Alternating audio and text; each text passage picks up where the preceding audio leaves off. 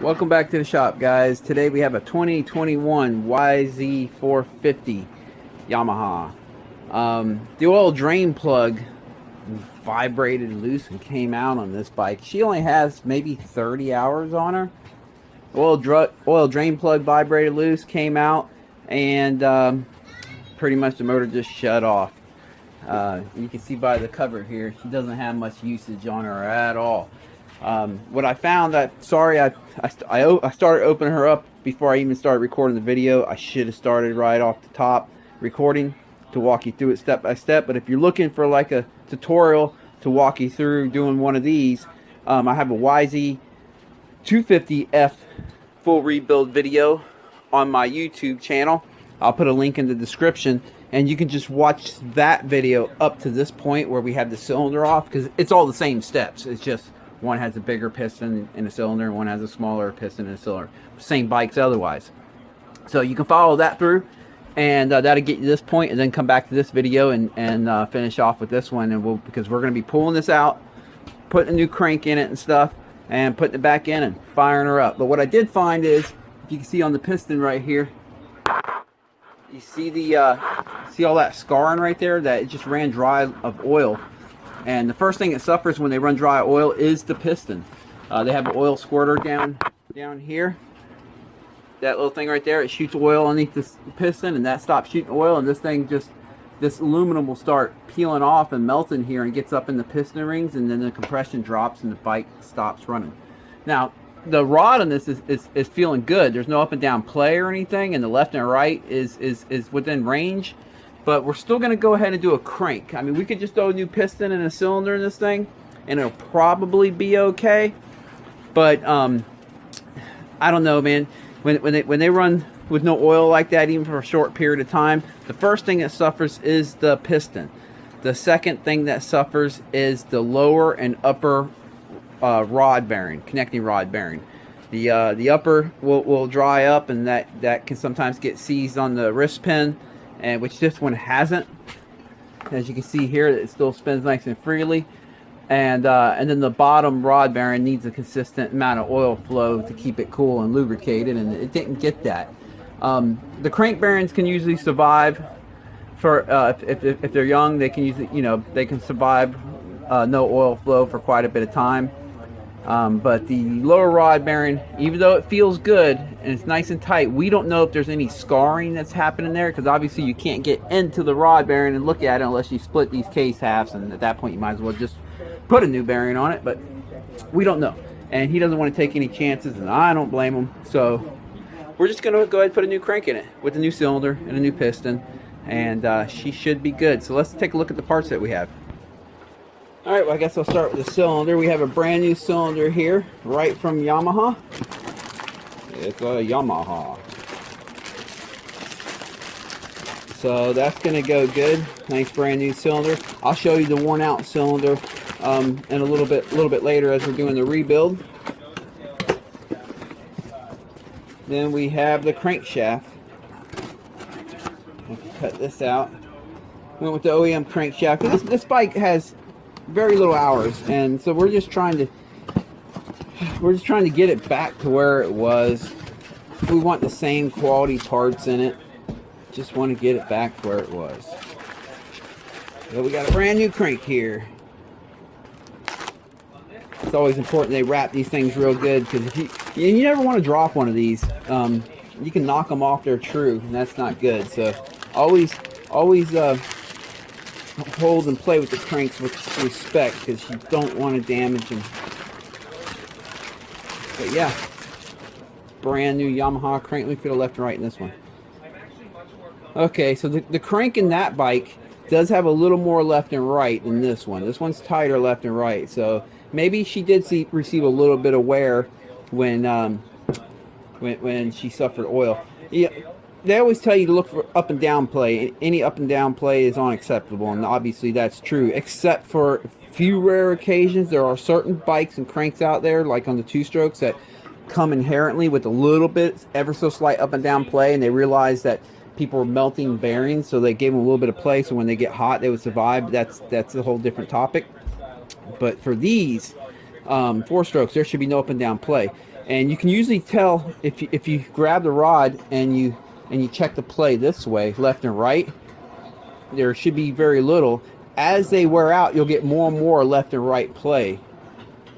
I'm like this. You'll get more and more as they wear out, to the point that you'll start getting up and down play. So you can usually tell how far or close you are to getting up and down play by just checking out left and right play.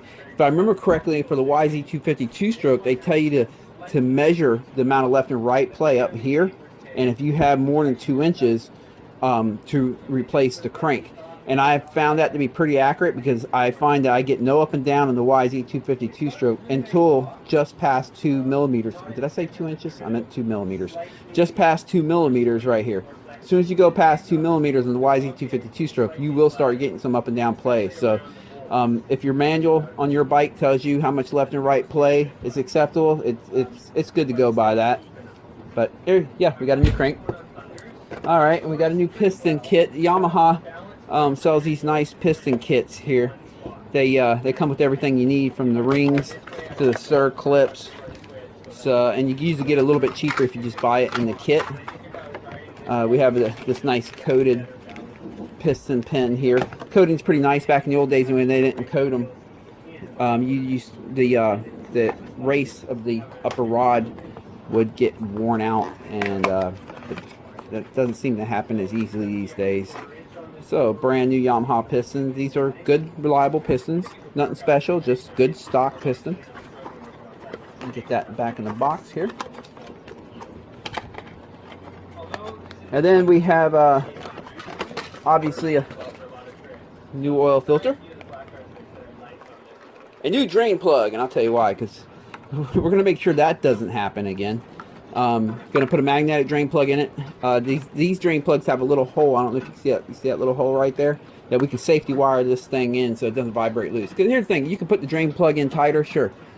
But if you're like me, you're changing the oil after every full day's riding, and you're constantly pulling that drain plug, putting it back in, pulling it in, putting it back in. After a while, you can fatigue the threads, especially if you're over tightening them. The next thing you know, you're having to replace the cases because you've stripped out your thread. So I try not to over tighten them, but at the same time, you don't want them too loose. You just don't want to lose your drain plug either. A crank seal, or the seal goes on the end of the crankshaft, I mean, it goes in the motor, but it's what seals between the crankshaft and the motor on the oil, for the oil gallery or whatever. Anytime I put a new crank in, I put a new one of these seals in. It's just a practice I have. And then we got all our gaskets, all OEM gaskets here. So that's what we have for this job. I think that's all we're going to need. I mean, if we need anything else while I'm in there, then we'll have to stop the job and order it. But everything else looked good. The crank bearings have no play in them. The main crank bearings right here have no play in them, so we're going to reuse them because they can go without oil for a little bit, or they can, run kind of dry for a little bit, as long as it takes for a piston to fry, and still be good. They're just so robust, and they're down at the bottom with already coated with oil. They usually survive, but these don't survive very long without oil, and neither does the piston. So that's what we're replacing. So we got to start getting this motor out of here. One of the things I wanted to point out is always disconnect the ground on the battery of these before you start working on them, because if you accidentally bump that starter button while you got this motor opened up, not good. So I did keep these two little wires for, I guess this is for its anti-theft device or whatever. I think this thing even alerts them when its battery's going low, because he texted me last night saying, hey, I got a text saying my battery's getting low. I was like, oh, I'll charge it in the morning, which I did just charge it. So he don't keep getting texts that like his thing's been disconnected or whatever. I connect that up. But anyway, always disconnect the negative first before you disconnect the positive, and always connect the positive first and then connect the negative last. That just kind of keeps a jolt from this, keeps it from jolting the system when you connect or disconnect the battery. But to keep it from starting, I just disconnect the negative, keep the positive hooked up, and we're good there. All right, where am I going to start with that? All right, I guess I'll go ahead and get the chain off, sprocket cover, the chain. I'm going to take the stator cover off and let it hang off to the side, and I'm going to get the shifter off. Basically, I'm just going to clear out the side of the motor real quick. Plus, we still got to get that starter disconnected and and I might as well get it off there too. So let's get started. Pretty basic stuff here. Get this cover off. Set that aside. They have this little locking tab. I'm just going to use a punch here and peel that back.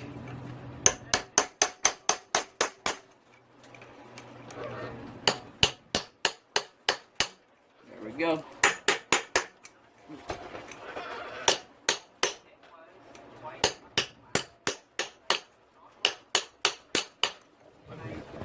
All right. Knock this off. Oops, drop that. I'll pick that up in a second. Now, you don't always have to take the chain off. If you can get this front sprocket off, you can leave the chain on. Yes, I can. That means I can just let the chain rest right there as we pull this motor out. I don't have to actually take the chain off. All right, let me go ahead and get that gear shifter off. Use a ratchet wrench on this. It's just easier. There we go.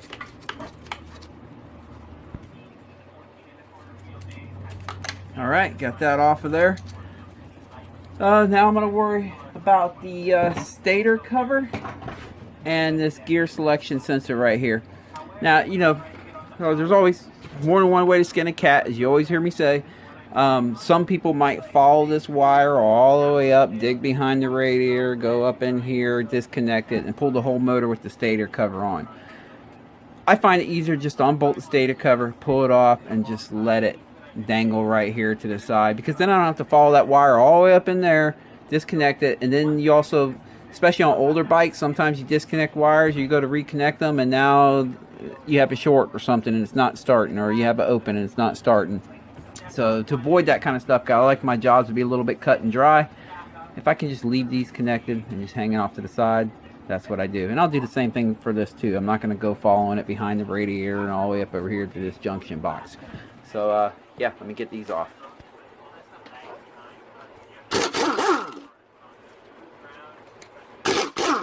And as I say in all my videos, you'll see me use an impact taking this thing apart. However, I'm real cautious where I use an impact during reassembly, because you can strip stuff out almost instantly.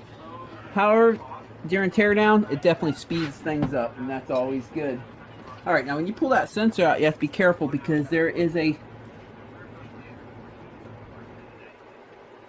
this, and you don't want to lose that. So you want to get that out of there, like that. You don't want to drop it either, but you want to get it out of there, because when you go to pull this motor out, it'll fall out on the floor. You'll never know where it went. All right, got that all taken care of. Now let me remove these stator cover bolts. Sure is a shame at 30 hours, but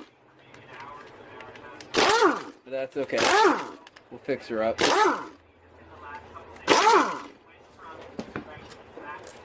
Now, you have to remember certain things when you're taking these apart. You always want to reassemble them the way they came apart. There was one 8mm right here that has a copper or brass or whatever washer behind it. So obviously, it has an arrow. You see it? I'm sure you can see that little arrow right there. That usually indicates that that's where you need them. You'll notice the other ones don't have an arrow. I was about ready to mark it with a Sharpie. If it doesn't have an arrow, you can always put your own little mark. You can always erase the Sharpie later. And it comes off with just gasoline or brake cleaner or whatever. I'm sure you guys know all this stuff.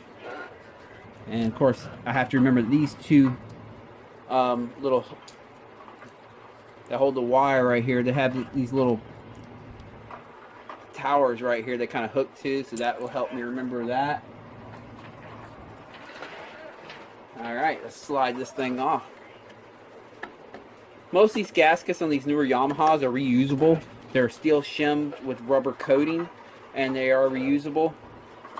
However, I did get new gaskets for this job just so it's one time, but if I have to pull a cover off to inspect something, even on my own personal bike and stuff, I'm not scared to reuse the gasket, as long as it hasn't been tightened down too tight and smashed, the rubber, or it hasn't been used, or it's like really old. As long as it's neither of them two, These are reusable gaskets, and they usually seal up just as good on the second and third and even fourth time reusing them. Alright, yeah, we gotta get this off. It's about the best way. Get the clutch cable off the motor. It's just unbolt that and gives you the room here to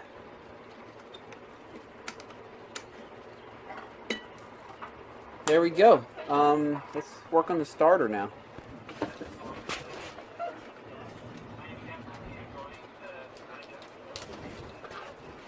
Try it again. All right.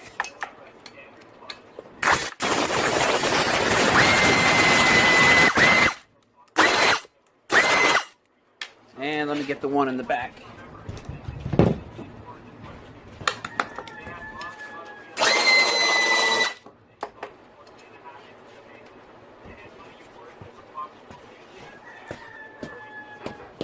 All right.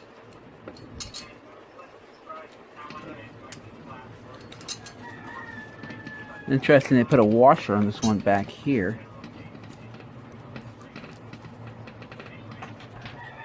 Move the little heat shield. I'm just gonna leave the wire connected to it. Again, I'm the least amount of things I can disconnect, the better off I feel. Sometimes, every so often, but it does happen. You go to loosen up this nut, and this hole's the stud spins all the way inside of here, and then it loses connection. They say no, you either have a bad starter or you're opening your starter to try to fix the connection in there. So I'm just gonna leave it connected and just set her right here. She should stay. That should be good. All right. So that looks like everything for this side of the motor, besides the motor mounts. That'll be last. Let's go to the other side and see what we have over there. Huh. Well, there's no Kickstarter. Alright, yeah, I'll just disconnect this hose right here. Remove that cover. I think I'm going to leave this on. I'll show you how I'm going to do that in a minute or two. But yeah, so let me go ahead and do that. Okay, all that's disconnected. So all we really have to do is remove the motor mount bolts and pull her out.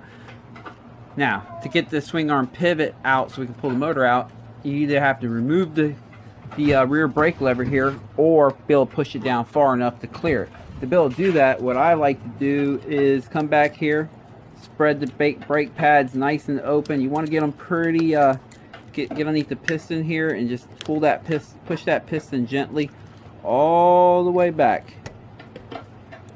There you go. And the reason you want it all the way back, because you're going to have to push this thing down twice, right? And every time you do, it's gonna compress that piston again. It's going to start, stroking the piston. So you want to be able to push it down once to be able to slide that out, and then it'll hang on there. And then when it's time to get it back in, you're going to let go of this, and you're going to have to do it again. So let's see how many strokes we got. We got 2 so far. Let's see how many till it won't give us any. That's 4, 5. So I'll get 6 tries out of it if that piston's all the way back. But that's, we only need 2 to get it right, but 6 for safety, I guess. And of course, you always want to make sure you pump the brake back up when you're done with the job. Otherwise, on the first corner at the track, you're going to find out you have no back brake, and you're going to be pumping like crazy to get your back brake. Hopefully you know how to use your front brake. There we go. Got that split open. Anyway, for me at least, I always check my brakes before I get on the track anyway. I try to check the front and back as I'm rolling up to the entrance of the track or wherever I'm riding. Kind of a brake snob like that. I like my brakes, so. But not everyone does. So if you're doing this job for a friend or a buddy or whatever, you better pump that back brake when you're done if you do it this way. Trust me. Alright, let's go ahead and remove the motor mounts. I removed all the motor mount bolts and the brackets. Only thing we have is the swing arm pivot here. I removed the nut for it, but now we have to knock it through. I'm just going to use this long bolt right here that fits perfectly right here. Now I'm not going to knock it all the way out, because then the swing arm goes dangling and it makes it a little more difficult when it's time to put it back together. I'm going to knock it through to where it's just in the middle, over here, just in the middle of the right side swing arm bearing, so it kind of still holds the swing arm in place, and yet it'll open this up where I can pull the motor out. So let's go do that. Now, as you remember, I spreaded the brake pads down so I can push this down to make clearance for the pivot bolt. So let me go ahead and knock that through. What I do is stick one foot on it, hold it down.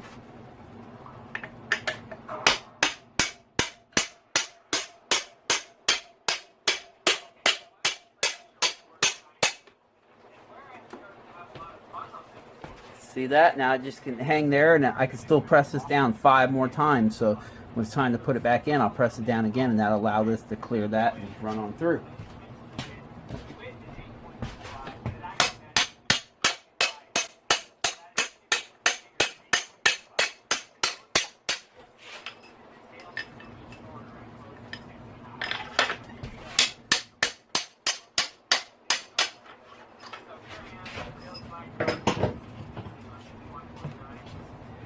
You can usually tell when you went far enough because you'll see the motor shift. So let's see if the motor's loose. Yes, it is. All right, let's go ahead and pull her out.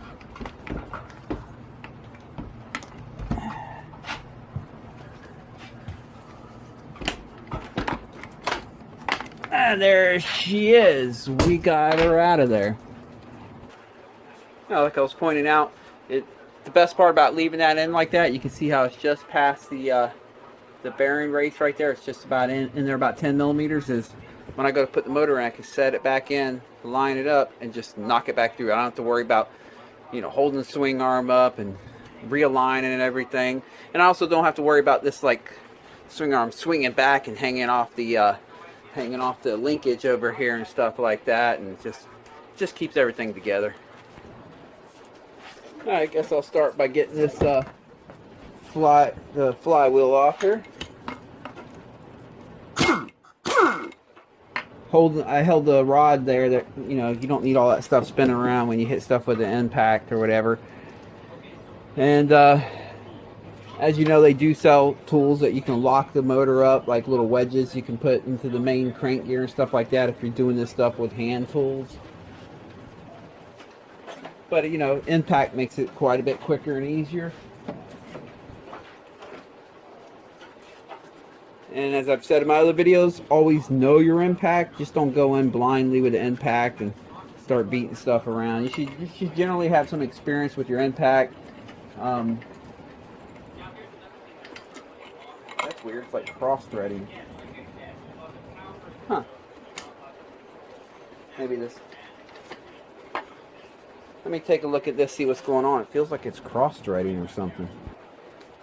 There we go, got the flywheel puller on it. You're definitely going to need a flywheel puller if you're looking to do this job. All it was a little bit of dirt in the threads or something. I cleaned it and it went right on perfectly fine. But you can get these on eBay, Amazon, Rocky, you name it, they sell them everywhere. Obviously there's different sizes for different models. This one's from Rocky Mountain, just a flywheel puller. They're cheap, but you're going to need that. So we got the flywheel off. Let me go ahead and get this out before we lose it. These little keyways. Whoop, she fell down there. Got her. Oop, almost. Yeah, you don't want to lose that. Next, I'm going to go ahead and remove the counterbalancer end right here. Has a locking tab.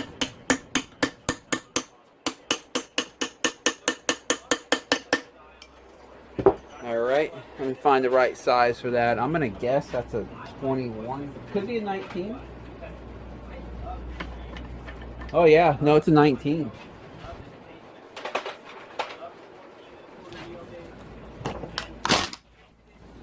Again, you hold the rod so that the motor doesn't go spinning, locking up the chain, beating up the cases, you name it. Just hold it. Another reason why you really want to know your impact if you're using an impact on this.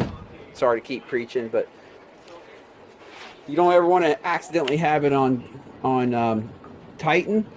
You want it on loosen, and if you're not real familiar, you can boom and just strip stuff out because you actually had it to tighten it down.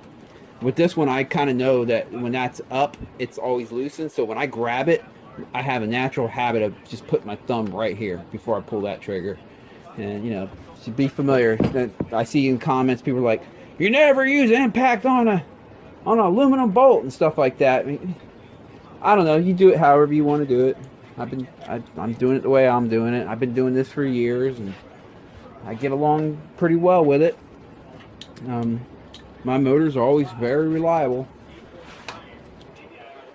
So everyone has their own way, you know. I mean, there's certain things that I'm going to do that you won't agree with, and there's certain things that you're going to do that I won't agree with, and it's just kind of how it goes. And at the end of the day, as long as the final end product is good, that's really all that matters, and good also that it can be repaired again in the future. You know what I mean? And yeah, you might have put a motor together really good and tight, but you use so much Loctite that now it can never be worked on again. You definitely don't want that either. So the idea is to make it where it's good, but it can be fixed again if needed. Yep, let's get this timing chain off of here. Woo! That was a little tight from the factory. All right.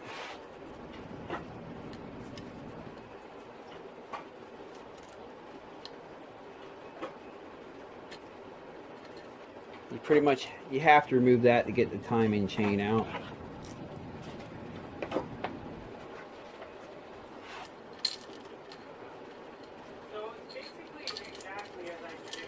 There we go. We're not going to be putting new timing chain in either because, again, 30 hours.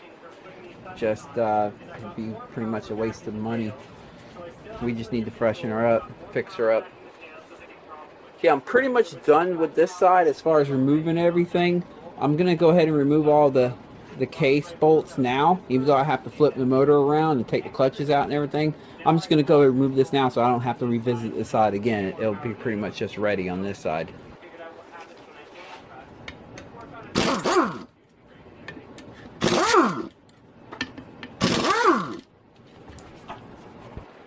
I already have all of them loosened up. There's usually one right in the middle here. Can't forget that one. These are dirty. I'm gonna have to clean these up before I put them back in.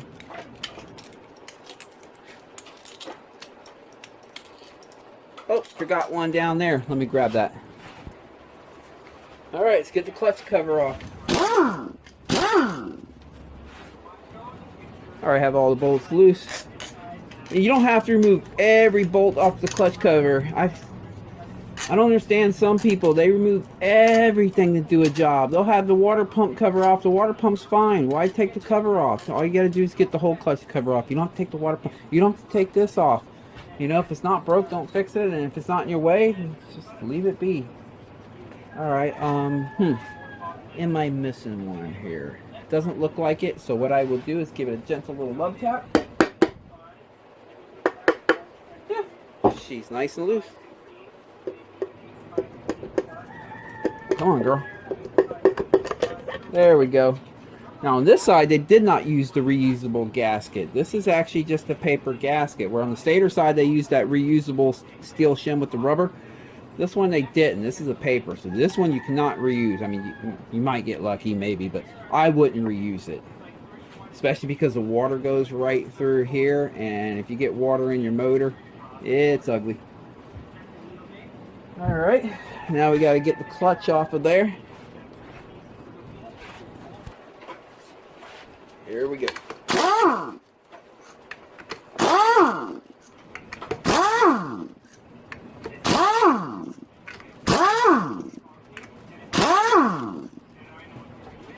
Alright, let's pop this up.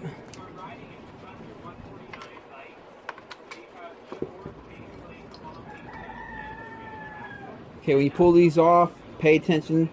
Looks like there's a ball bearing in there. You can lose these things really easily. Let's see. Yes, there is. See that? If I would have just thrown that around, that could have fallen out, and who knows. I always check either in there. I check two places, in here and also in here, for whatever might be in there. You never know. Ball bearings, rods, you name it. And try to pay attention to which side went in first. This side goes in first. Now we have another lock. Yep, yes we do have another locking tab right here. So I'm to pop that up. That one's pretty close to, let me use a flathead first, get underneath it. There we go. Now I'll use my punch.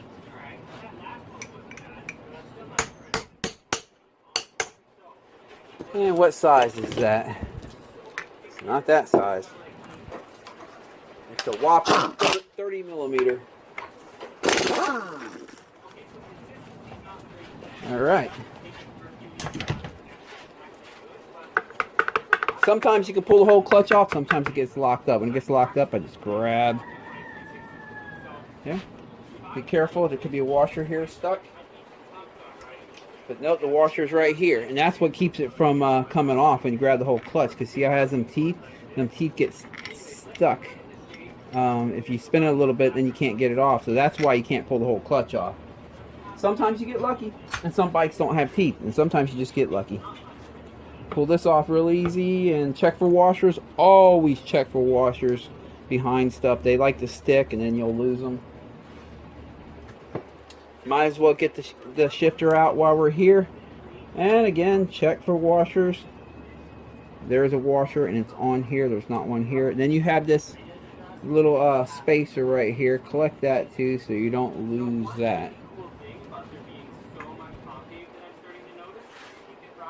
Alright, we can leave this starter gear stuff on, because all we're doing is splitting the cases. We can leave the oil pump on. You can see she's pushing oil. See how she pushed oil there? And she spins freely, so she's good. Got to get these off.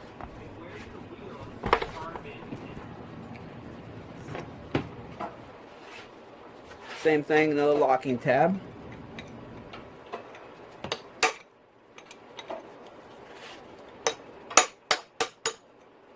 All right, got that one down. And that's probably a 21. It looks bigger than 19. Yeah, that's a 21.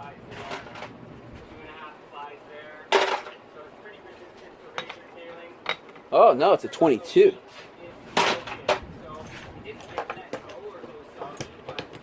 All right.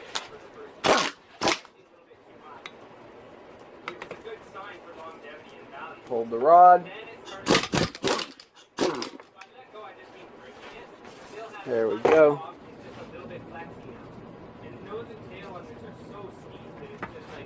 There it comes. Check for washers and locating pins and anything like that. Now, on the main crank nut here, on some bikes that is reverse thread, which means that lefty is now tighty instead of lefty loosey. You don't want to, especially if you're using an end pack, you want to know which thread it is it left or right.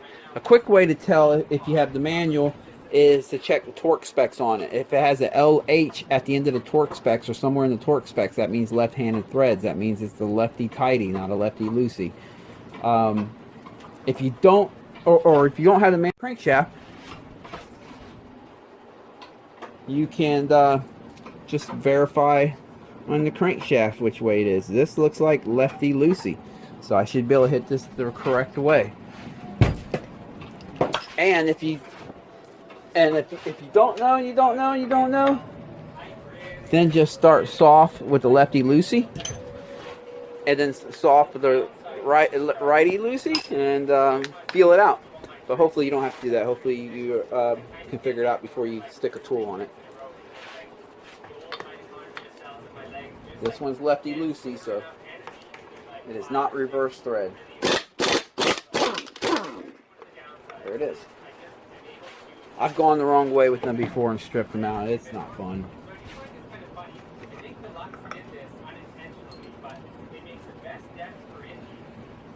Okay. I think we could split this motor now.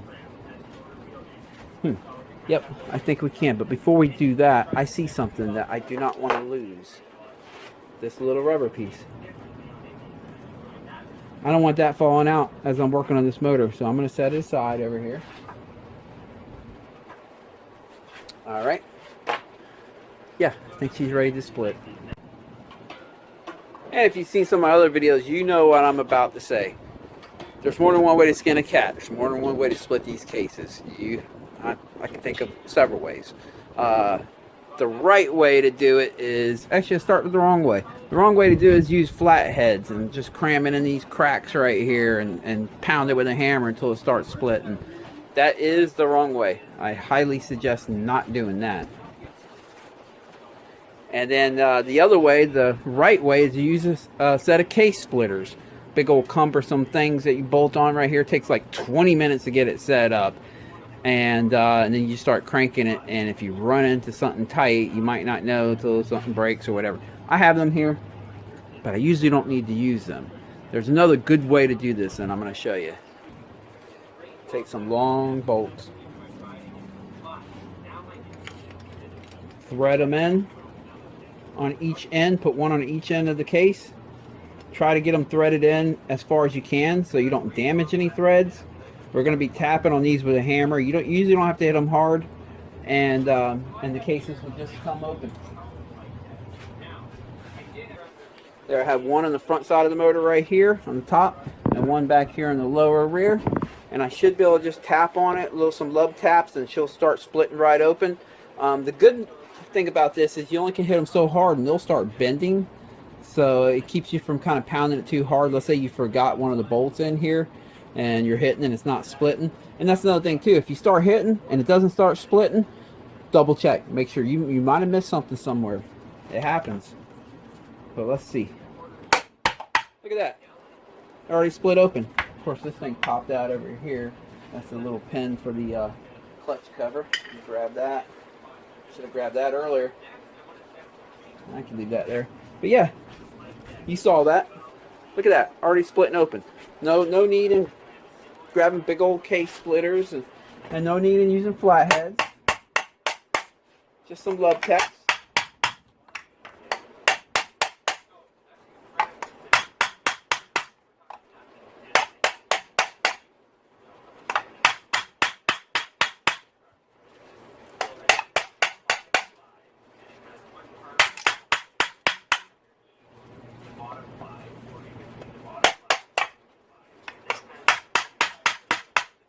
That's it. Now I got to do is remove these two, and I can remove the two bolts, and I can continue splitting the cases. Alright, got them out. Let's continue splitting it. Now I should just be able to use my fingers here.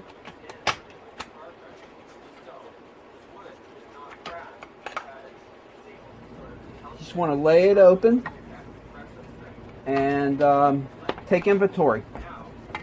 First thing you want to do, or it doesn't have to be first, but one of the things you need to do, make sure no washer is stuck. Check for washers. We're going to be pulling this out. We're going to be cleaning that and putting that back in. Alright, so I don't see any washers there. Let me go ahead and remove this counterbalancer shaft here now. Might as well. Don't want to forget to put that in when we're done either. I've done it before and then have to split the motor again. Alright, same thing over here. Look for washers and stuff. I see it. They have springs right here for the pins for the shift fork to make sure that's in place. Check for washers here. No washers. So this transmission does not use any washers on this end. We now know that. We're good. And everything looks good. Yeah. Alright, let me go ahead and clean up my workspace here a little bit, and we'll keep moving forward. Alright, let me get this crankshaft out of here. Sometimes, let me try a rubber mallet. Sometimes they just kind of come out easy. Nope. So we're going to have to give this one some lub taps to get out. I mean, I have a press over here, and we can press it out. But let me see if I can lub tap it out first. So to do that, I'll take the flywheel bolt, put it all the way down, bottom it out. Because, I mean, technically, this crank is technically bench test still good. We're only getting rid of it because she ran dry on oil. But I still don't want to destroy it. Just good practice habits. Get the socket, put it on here, and then we'll give it some taps, see if we can get it to come loose. Yep. There we go. My sockets love me, I'm telling you. Look at this one, it's all flared up on it. This is not good practice, guys, but it's my tools, I guess.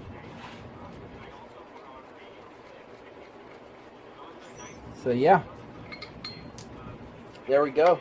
We got it out, and we didn't damage the threads, and we didn't bend it or anything. So there we we go. Let's see.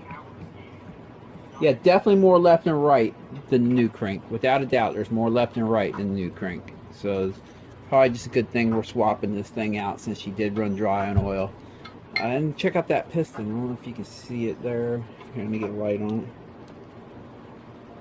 You can see where it just ran dry on oil. It just scarred it up good. Alright, it took some time to get the cases cleaned up too. All I did was just spray the cases down with WD-40, then use high pressured air from my air compressor and just blew them all off and got them cleaned up. He usually does a good job at cleaning them up. Then I also cleaned off the Yamaha gasket and sealer off the cases here. So and we're ready to start putting it back together, I guess. Let me think. The first thing I should do is probably slide the crank in there. Counter balancer shaft here, we have to have that in. You'll notice it has a flat spot right here, and that allows you to get the crank over it. But let me slide it. You want to make sure you get this in the right direction. I do know this side goes on the left side of the motor. Let me see if you can accidentally put it wrong. Yeah, you can put it on the wrong side, so be cautious with that. But I do know that goes on the left side. This goes on the left side. And then it has that flat spot that I just pointed out right here. That will allow you to slide the crank in. Now these cranks and these bikes typically do slide in the bearing on this side. It's the other side that needs to be pounded in and out for whatever reason, the stator side. But on the clutch side, they slide in usually. You gotta line that flat spot so it doesn't hit the crank. There it is. The crank is in there. I like to put the crank on the same side as the transmission for reassembly, because then all I have to do is take this side of the case after Yamaha it up and just slide it all down on top of everything. Everything's assembled. I just slide it right down on top.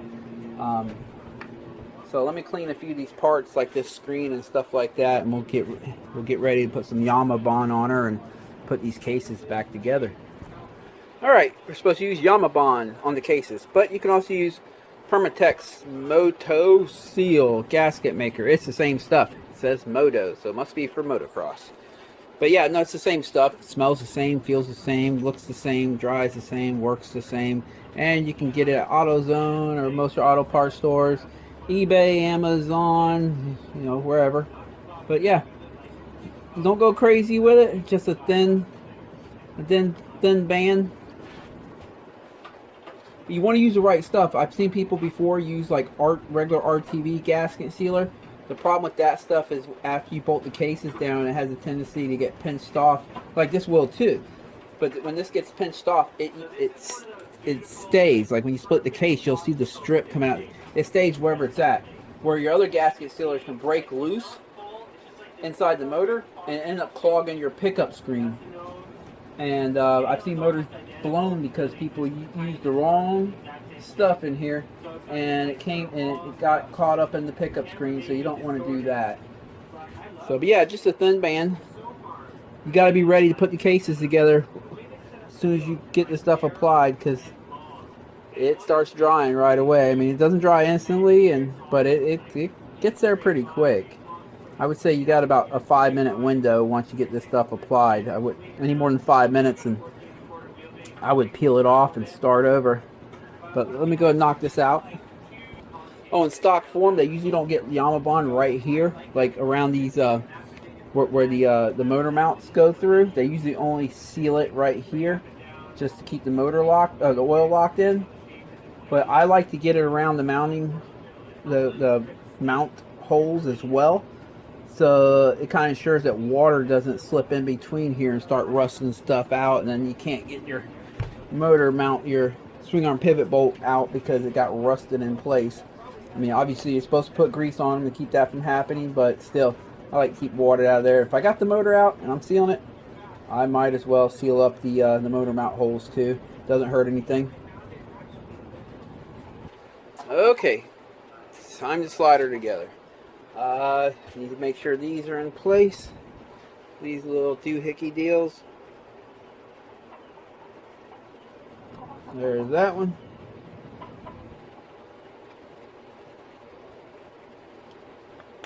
And like I said, I like to have everything on the right side case because the transmission's on there. So I put the crank pins, everything on that side. Then I just... Okay, as you remember, this side is the side that's tough for the crank getting out of the bearing. So what I'm going to do is take a torch here. And because there's not a rubber seal, I don't really have to worry anything. I mean, let me double check, make sure there's not rubber in the side. Nope, there's not. And I'm just going to apply some heat right to the outer, or the inner race of the bearing. What that's going to do is cause the metal to expand, and it's going to slip right over that crank. So that's going to allow us to get these cases together without having to pound it together or press it together or anything. It should just slide together nice and smooth. All right, got that nice and hot.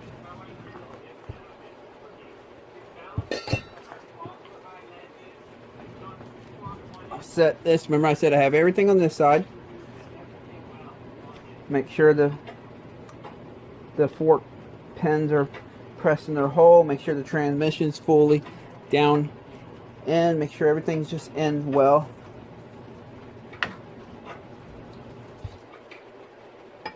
And it should just slide right on. There it is. It just slid right on. No hitting, no pounding, no nothing. Let me go ahead and get the hardware. And you also notice I set this piece of cardboard underneath, because if you do this on a towel, on cloth or whatever, those little strands can get up in between the cases on the Yamaha. You don't want that. So, alright, hardware. We got the hardware for the cases here. What I do is I put each one in by hand first. I just set them in the hole because they should all stick out evenly, no matter how long. See, you got this one's long, that one's short, but when it's once it's in the right hole, it will stick out evenly. So that one's too long.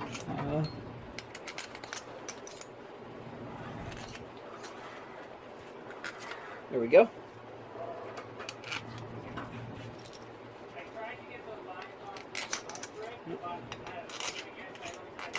Yep.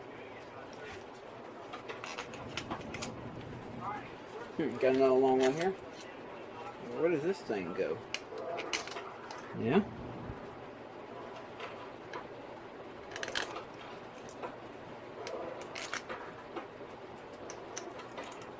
Oh, duh. Oh, that one's too short. Too short. There we go. Too long. I know where this one goes. Right there.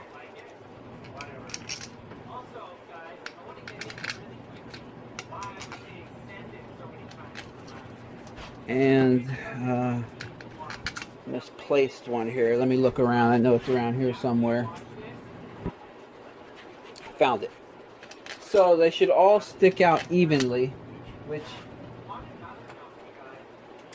I measured it before, but just for video's sake, let me put it in metric.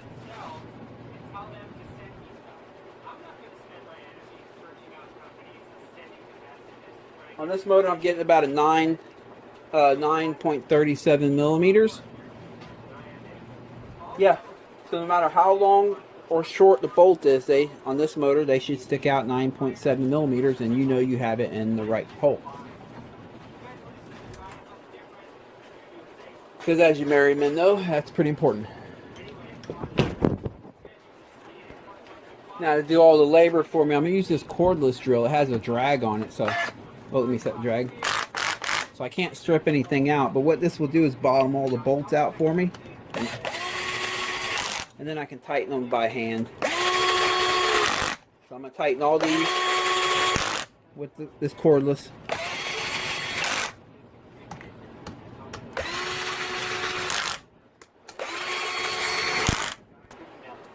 Alright, I got all them down. Now I'm going to go ahead and tighten it by hand. There are torque specs for this. And these are easy to strip out, so you don't want to over tighten them. I do this every day for a living, so I got a pretty calibrated hand. I know exactly how tight to put them just with my hand. But if you don't do this every day, It wouldn't hurt to break out, or if you don't do this very often and not very familiar with it, it wouldn't hurt to break out a torque wrench and follow the manufacturer recommendations on the torque settings. But if you are doing it like hand by hand, just you tighten it up until you feel it kind of bottom out, and then you just snug it down. You'll notice that the amount of torque that it takes to spin it anymore ramps up significantly out of nowhere, and that's pretty much your yield point. And you just bottom it out against that, and that's good enough. And if you go past that though, you will strip it out, and you don't want to do that. I don't want to do that. Make one more run around here, make sure I didn't forget any.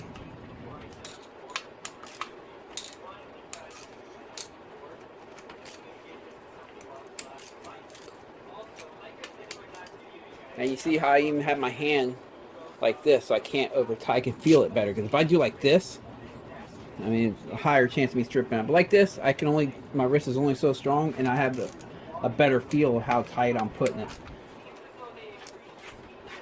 Again, there's going to be someone out there that says you need to use a torque wrench on that, and you probably do, but I don't have to. Alrighty, what's next? Well, let's go ahead and put that little filter back in, and let's put this little the spacer or whatever for the front sprocket. Wipe that down. Let me tap that in place.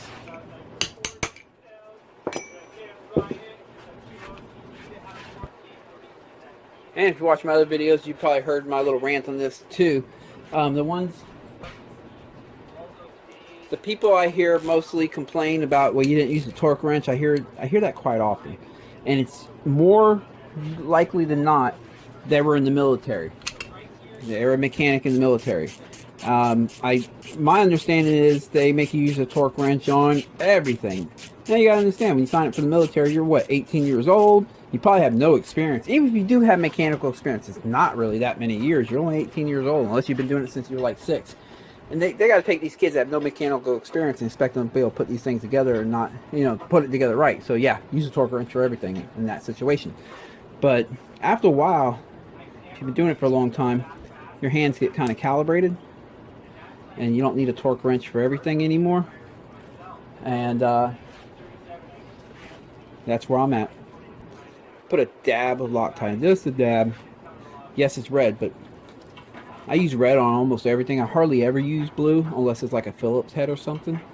And I just put a dab, and that's all you need. That'll ensure you can get it back out in the future. But I also don't need this thing popping out and him losing his oil. He already lost his oil once. We're going to try our best to make sure that does not happen again. Okay, guess I can go ahead and put that stuff in now. Actually change the thought, because to tighten this up, you see it's going to spin on me. Let me get the other side together first. I'll come back over here into this side after we get the clutch and everything in. So let me twist the motor around and we'll get to the other side. Okay, let me get a clean rag. I'll start with the little spacer for the gear shifter. I like to get the shifter lever in first, just because, well, it needs to be in there, and once you get the clutch in, you usually can't get these in. There we go. Alright, what's next? Let me get this little rubber piece that I pulled out of the oil pump right here. Put that in before I forget. Alrighty, let's go ahead and start working on these main gears here.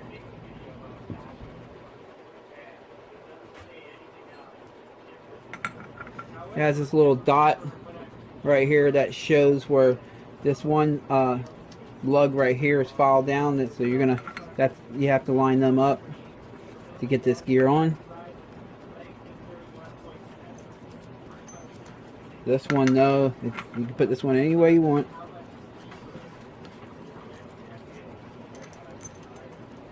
Now, I often use impacts to put these on. I'm familiar with my impact and what each torque setting does. But this is a really thin nut on this one, and with fine threads. I don't want to risk stripping this one out. I think I can get away with it, but I'm going to take the time, look at the torque specs, and do this one right. Okay. 59 foot-pounds of torque for that. So I'm going to slide this gear on here.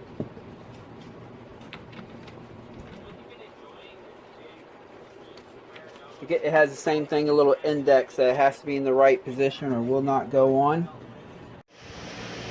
Alright, future me here. After I put the motor back on the bike, and at the end of the video, when I started the bike up and everything, a little while later I realized, you know, I got so carried away chasing torque specs and making the video that I completely forgot to line up these two little dots right here. So you got a dot right underneath that gear right there and a dot right here. Between this gear and that gear, there's a dot on that one on the left and a dot on the one on the right. You got to have them lined up for your counterbalancer to be synced right with the crankshaft to do its job properly. So I had to go back in the motor here and redo that and align them up. But yeah, so back to my past self. Here you go.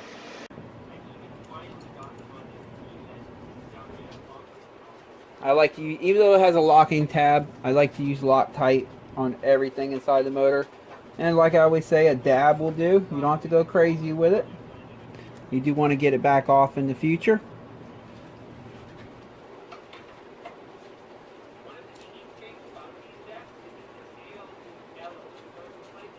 And this one's 37 foot-pounds or 38.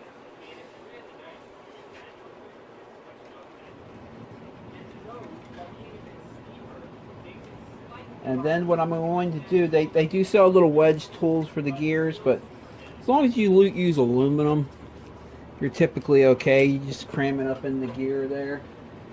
Let me break my torque wrench out here, get it set. Oh wow, I actually own one of these. One of my biggest complaints about using torque wrenches is it's also like a breaker bar. They're really long, so I'm all about feel. I can feel things, you know, but when you have something like this that's set up like a breaker bar, it kind of robs the feeling. And even though the torque specs might say one thing, I've seen torque specs, manufactured torque, recommended torque specs that strip stuff out. Perfectly healthy stuff strip out. So I'm always a little suspicious when I have to use a breaker bar, a torque wrench, because to me, it's a breaker bar. That just lets you know how tight you got it set.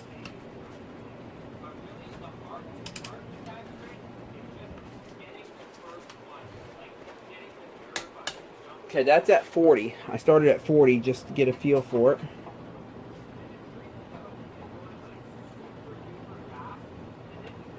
Okay, got the torque wrench set to 58 now.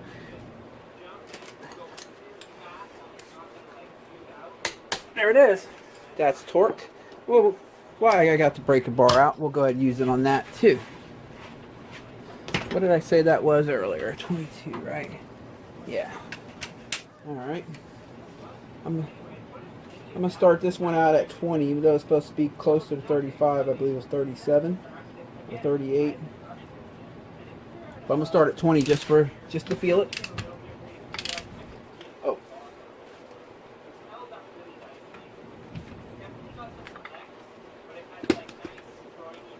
Again, put your piece of aluminum in.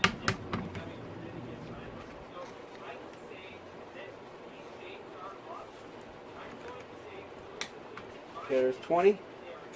And move it up to 37.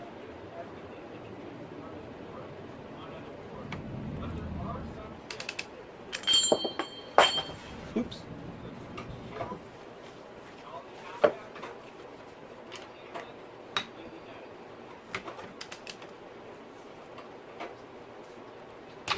Oh.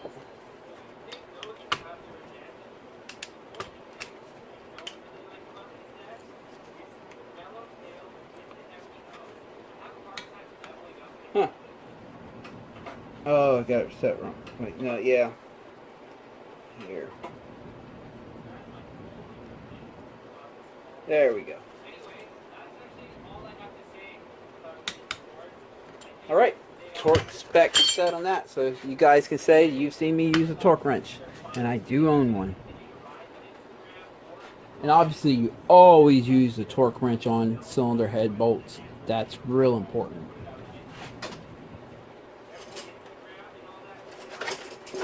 That's one area I do not trust going by experience and feel. Alright, going to lock down the locking tabs here.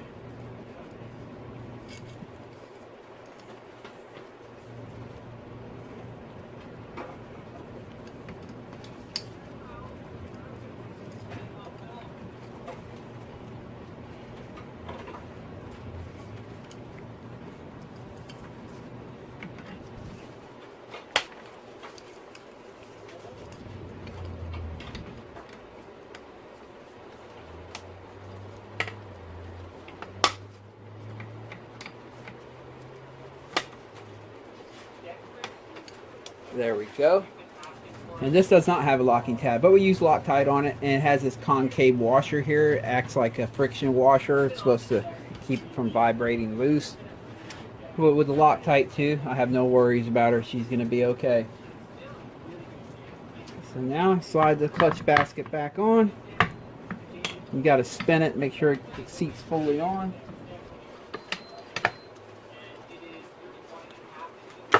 There it is. And that funky washer.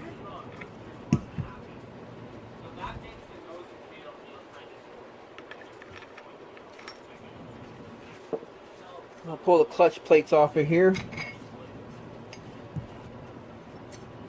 Slide just this on. Now I'm going to put the clutch plates in. Yamaha does this from the factory. When they stamp these steel plates, they stamp it from this end. So it makes this rounded right here because it got stamped in. It got stamped in the shape from this end. So this end's sharp. That end's round. You put the round end towards the motor. They come like that stock. The manual mentions that, and that's how you're supposed to do it. That allows for a smoother engagement in the clutch while it's under power.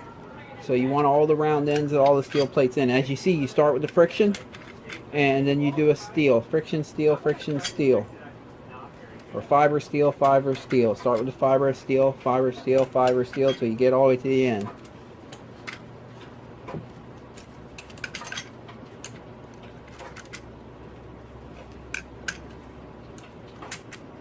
There we go. Now we have to lock this in. And it has a locking tab on it, but I still like to use a dab of Loctite. It's just what I do.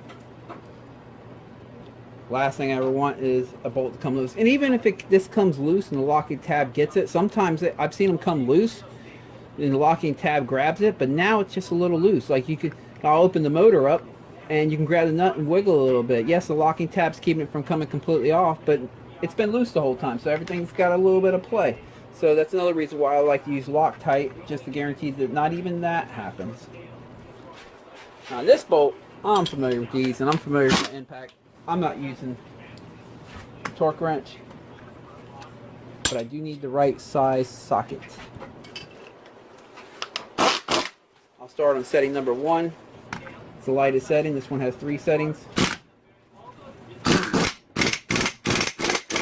And then I'll hit it real quick wrap on setting number 2. There it is. Again, I know my impact. I know generally how much torque it puts down on each setting, and that's why I can just rush with it on that.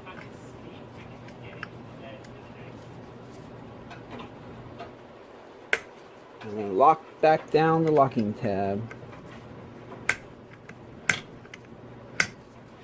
There it is. Remember we had that little ball bearing in there. She's still in there. And we had the rod we have to put in. That end goes in first. What I like to do is put it in there and then take something, press it in there, and rotate this right here and make sure that pushes that in and out, and make sure I got it in the right spot. There we go. That's good.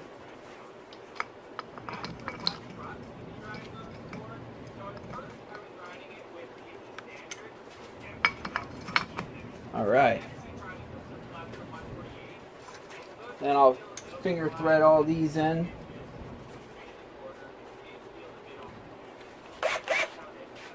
I got the drag set on this.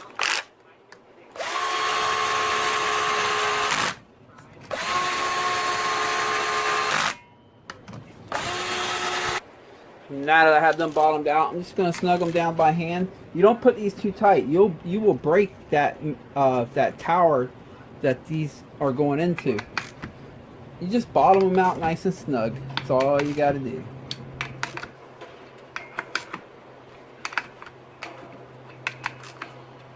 Double check.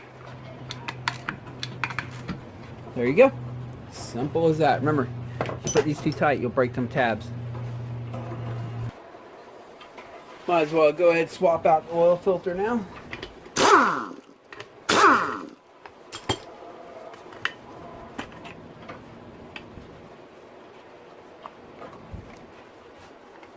OEM Yamaha oil filter.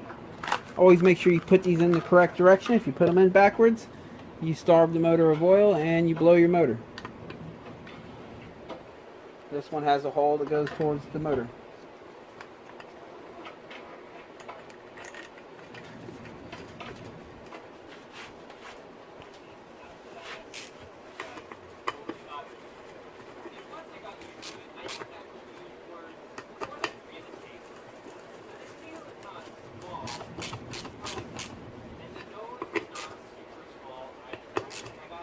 There we go. And now it's time to replace that little seal that I showed you earlier in the video right here. This is what feeds the crankshaft rod bearing its oil. I'd like to put a new one on anytime I change out a crankshaft. It's just what I do is just good practice, because if this seal ever fails, then your crank is not going to receive the same amount of oil flow that it needs to function properly.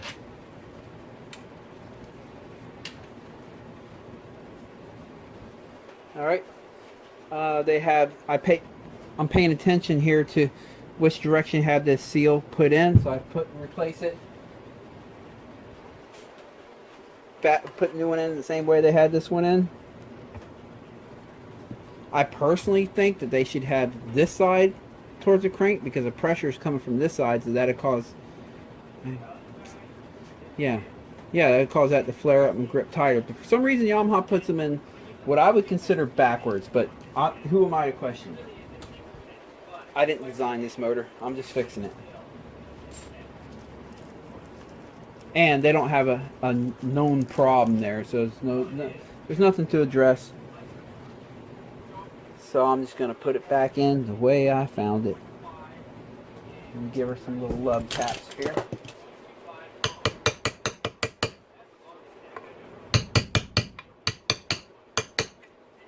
Let me find a different socket to do that.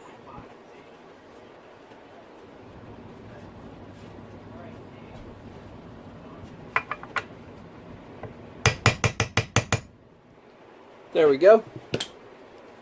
Put that little metal washer back down.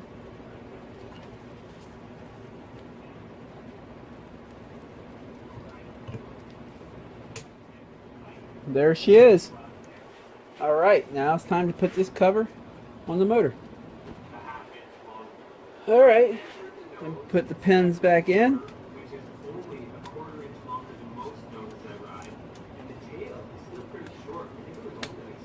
And set the gasket in place. Obviously you want to make sure that this spacer with the O-rings in place right there, which she is. Now the water pump has this double D-shaped shaft here, and that goes into the right in here, and that's what spins the water pump. So to make the cover go on seamlessly, I'm going to line that double D up with this bolt hole right here. And then on the clutch cover here, I would do the same. I will line that double D up right with that bolt hole. Let's see. There she is. And she should just slide right on. And there it is. Alright, what did I do with that hardware? And it's the same thing as the case bolts. Every bolt should stick out evenly. I do remember this one going somewhere down here. Is it right here? Yeah, that one went there. Alright. Everyone should stick out evenly, no matter how long it is.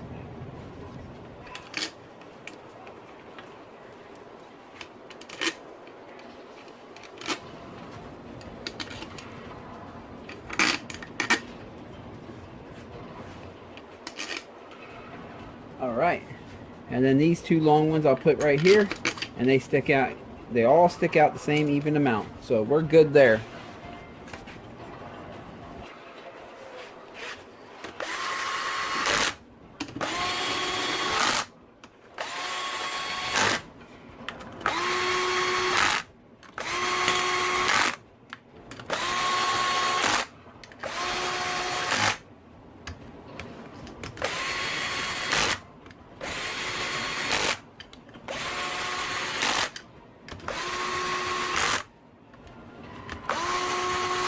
Okay, got them bottomed out.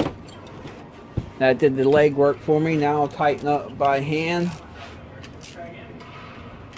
Same thing as the case bolts.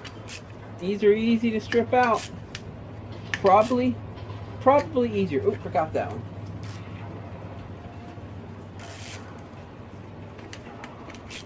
Just tighten them by hand, nice and snug. Just bottom them out and give them a little snugness. And that's all they need. No, it looks like all of them. And next thing I'm going to do is spin the motor, make sure nothing got binded. She spins good. She spins good. Alright. I guess we'll work on this side of the motor now. Start with that. It has this locating keyway right here.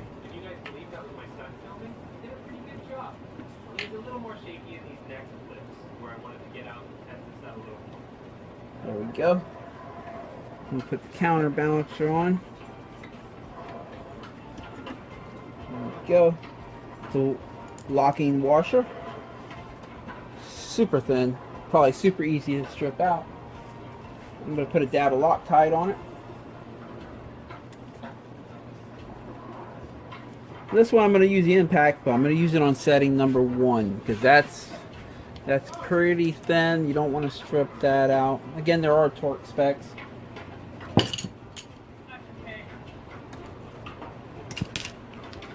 That's a 19, that is, right? Setting number 1. Hold the rod so things don't go flinging. There it is. Give it a little more. Yep, she's down. Alright. Lock her in. These locking tabs come with 2. They always come with 2 little ears. And from the factory, they only use 1. I don't have a problem using these twice, just because they only bend one of them from the factory, even though I bend them both when I go to use it the second time. And that's a good indicator to me next time I rebuild this motor, if I rebuild it, that these are due for replacing. And both of them are bent now, so next time I will replace these. Beautiful. Alright, let's get that timing chain on. I think I'm almost done for the day. And I'll finish this up tomorrow. It's getting late and getting a little tired. And about to have me some fun in a little bit. By the way, I appreciate you guys watching these videos. I hope you're learning something. I'm having a good time making them and get to document my work. That's pretty cool. What am I looking for here? Oh yeah, here it is. Here it is.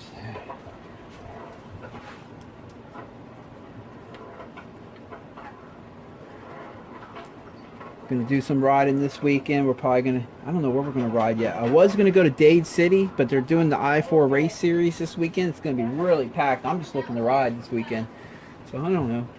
Don't know where I'm going yet. Might go to 74, not sure yet. Next week I know we have an FTR race. It'll be on the Saturday race. That's like an hour and a half racing in the woods. I'll be on my YZ450 two-stroke for that one. All right, you see I used a dab of red Loctite on this. You don't want it coming loose. Where is my extension? Let me pause this. There we go, found it. Yeah, I'll be using the YZ450 two-stroke in that FTR race. And them are always fun. My goal in them is no stalls, no falls. I have my best races when I don't stall the bike and I don't fall. I'm not so much, I'm 45 now, so I'm not so much worried about where I place. I mean, obviously I want to place good, but I don't risk anything at this age. I just let my skills do their work, and wherever I place, I place. A good race, I can get 4th place on a good race. I've tried to get better than 4th place, and I just couldn't. I kept getting 4th. And you know, the guys that are beating me are just they're really fast, and I'm not. I'm more of a motocross track rider than I am a woods guy, although I ride it all. So, you know, there's some guys, like I have one friend, on any given day he can show at an FTR race and beat all 250 people, and I'm not even kidding you. He's a ex-GNCC pro. I'm not going to name his name, just don't want to, you know, put him on blast or anything, but he's so fast in the woods, and it's like on the track, we're about the same speed around the motocross track. He corners faster than I do around the track. And that's one area where he always has me. But down the straights, I seem to make up for it down the straights. But man, in the woods, the stuff he does, I don't even know how he's still alive. I mean, he flies so fast in between these trees and has so much control, and it's amazing. And the crazy part is, he's like 48 now. He's an older guy, and he just flies. But anyway, we got to get this flywheel on now. I'm sitting there wiping it down. Like I said, I'm almost done for the day. Pop that into place. There we go. Give this one more good wipe. Yeah. Let me get the washer for it.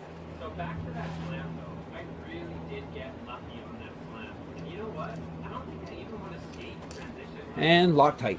Red Loctite. Dab will do.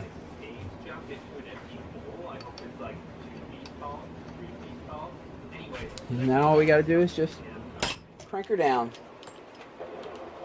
And I'm going to use the impact on this. I like to start at setting 1 to get a feel for it.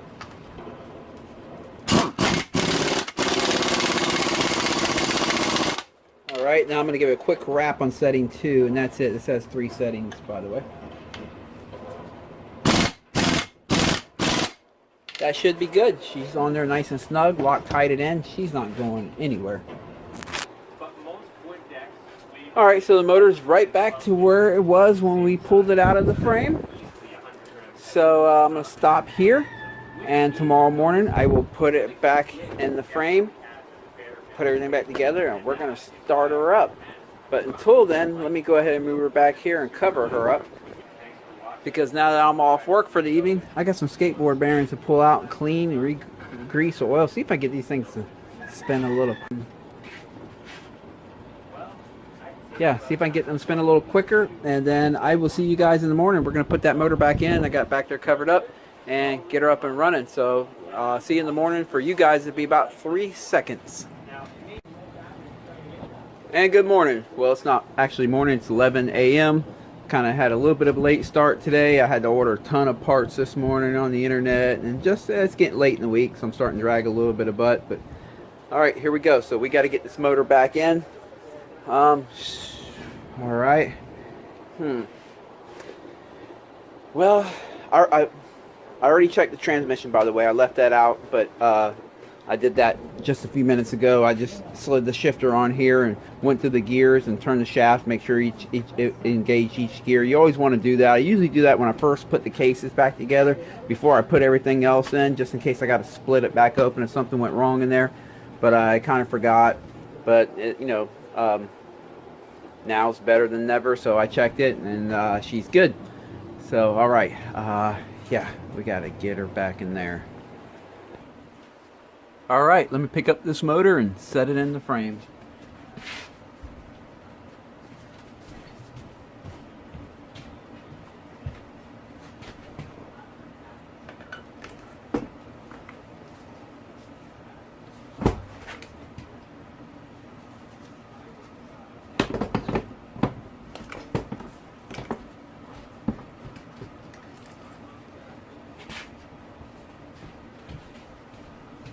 That part's done. I'll get the bottom mount in here first before I do the swing arm pivot.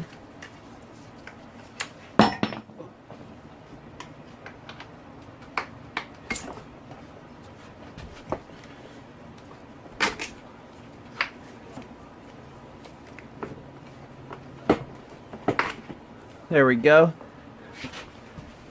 And as you see, I have a rag right here, just kind of keeping any grime or anything that might fall off from going inside the motor. I think we can go ahead and knock the swing arm pivot now. I usually just like to get the bottom middle one here so she can still kind of swivel around like this. That allows me to line this up perfectly when I go to punch the pivot through, and then I worry about the front mount. See, I can just pivot the motor like this. I can find the sweet spot. Let me put some lube on that real quick. Alright, I have that all lubed up. I use the Black Label chain lube stuff on this usually. It sticks around for a long time. It's really tacky. I filled this side up, went to the other side, and filled up the hole the swing arm pivot's about to go in. So that whole thing's full of this chain lube. So when I slide that in, all that's going to keep it nice and lubed. So in the future, when we have to pull this thing apart, again, if we have to, it won't be all rusted in place. Remember, I have the brake pad split so that I can press the brake pedal down. So right here, I can press it down, get it right past that.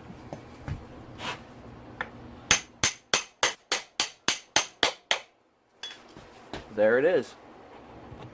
Oh, and before I forget,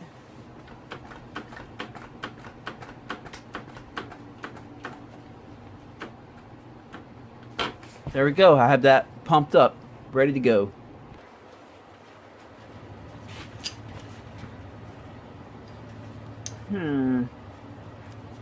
Which way did this go? This way.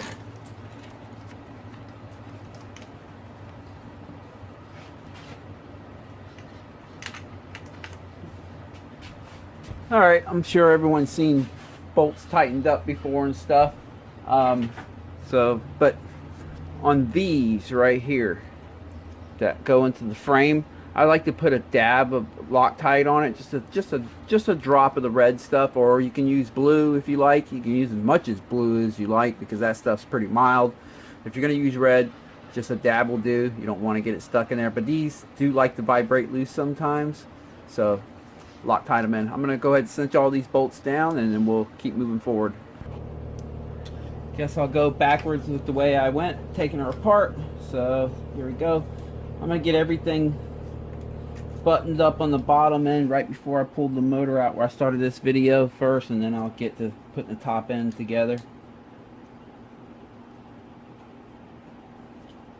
Get that in place. Oh, we have this hose here too. Do that before I forget. You know what? I think that's supposed to actually go right here. Yeah. Let me correct that. Alright, got all that situated here. I'm going to scoot to the other side now. Guess I'll start with the stator over here.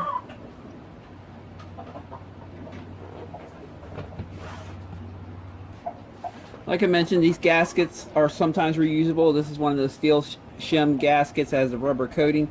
You could totally reuse this one.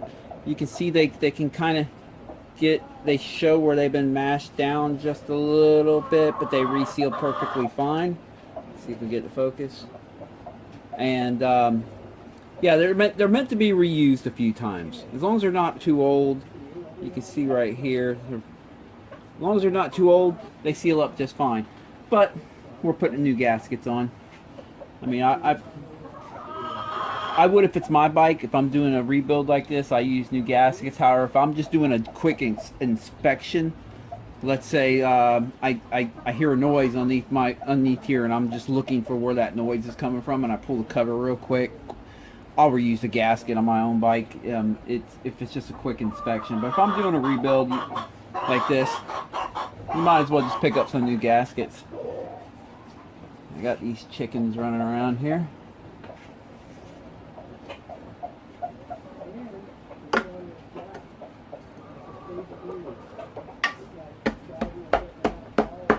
There we go. Get the hardware for it. Actually, before I put the hardware here, I'm going to go ahead and put this sensor back in over here. The gear shift. Remember, you got to put this thing back in. A little spring loaded. The spring goes in first with the rod, whatever you want to call that, behind it. Press it in there.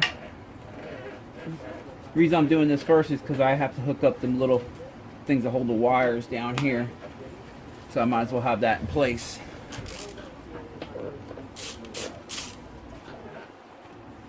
And remember, they have that brass copper washer right here. They always put it, or not always, they sometimes put an arrow letting you know where that's supposed to go, and sometimes they don't. But on this one they did. Now I have the little things that hold the wire in place down here, so we're going to go ahead and cinch her down.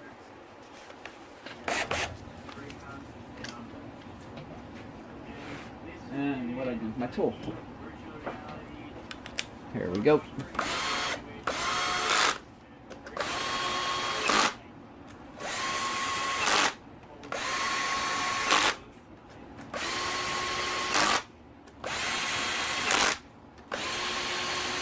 And then I'll tighten them by hand. Said a billion times, these are easy to strip, so you just bottom them out until you feel the amount of torque that it takes to spin them anymore ramp up really quickly, and then just cinch it against that. Don't go any further. You will strip them out pretty easily. Okay, what's next? Oh, I know. We might as well get this clutch lever in. I mean, clutch cable in. There we go. And let's see. Let me put a dab of Loctite on these.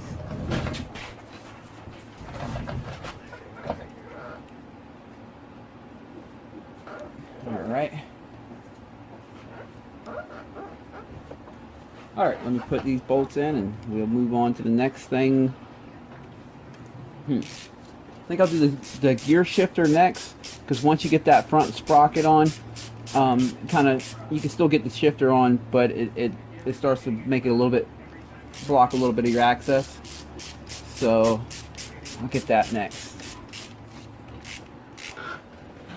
On Yamaha, they usually put a dot on the stock OEM gear shifter right here. See that little dot? And there's also a dot on the shifter rod, shift shaft right here.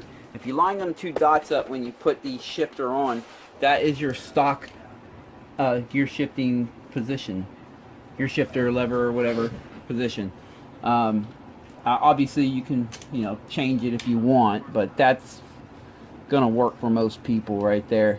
And because usually if you change it just one tooth up or down, it's usually a kind of a big jump. I found on some bikes, if I need it a little change, that's too big of a jump, so I end up having to actually bend the shift lever to get it to right where I want it. But more often than not, I just get used to the stock position wherever it's at, and I just work with that. There's also, before you tighten up, you can slide it in a little bit and out a little bit. You can't slide it all the way off once you have the bolt in there, because it kind of locks it onto the shaft, but it does give you a little bit of in and out slide. If you're having a problem with your shifter lever hitting the clutch cover here, just slide it out before you tighten that up. If you don't have a problem, well, then you have some room to play with. You like your lever to sit out a little bit further or in a little bit further. It's only about a 2 millimeter difference, but 2 millimeters can mean everything, you know, depending on what type of rider you are. I'm real sensitive to little stuff like that. I prefer them more on the inside if I can, so that I don't accidentally hit the shift lever at the wrong time. I would rather have to reach for it a little bit and get to it, but everyone's different. Ooh, his front sprocket is about done. Oh.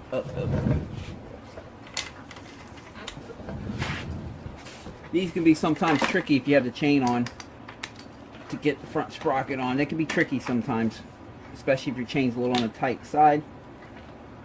You gotta play with it, then kind of spin it and find that perfect groove. There it is. I don't know if you saw how I did that. I kind of lined up one of the grooves over here and just spun it until it got to this side and then pushed it in. That can be real tough sometimes, but yeah, that one wasn't so bad. This is one nut on these bikes that I do not use Loctite on. It does have a locking tab for your safety, so that'll save your ass. It'll keep it from coming loose, but I don't use Loctite on these because these do have a tendency to kind of get stuck on their own sometimes. I've seen them where I just couldn't even get them off, especially like the YZ450 quads or the Raptor 700. Them suckers, they just get stuck on there. So you have to be real careful, you know, about that. Also, the threads on these are there's only a few threads and they're kind of fine. So they don't take a ton of torque. You don't have to torque them too heavy. But if you do strip it out, the good news is it usually strips out the nut and not the shaft. And all you have to do is just buy a new nut. I'm going to start on setting number 1 here with my impact.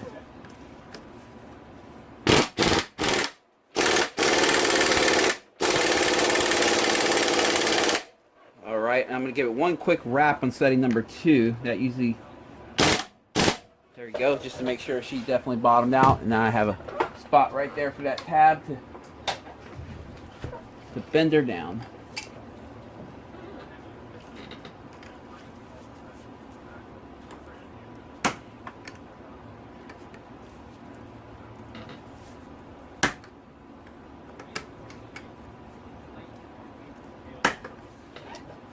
Perfect.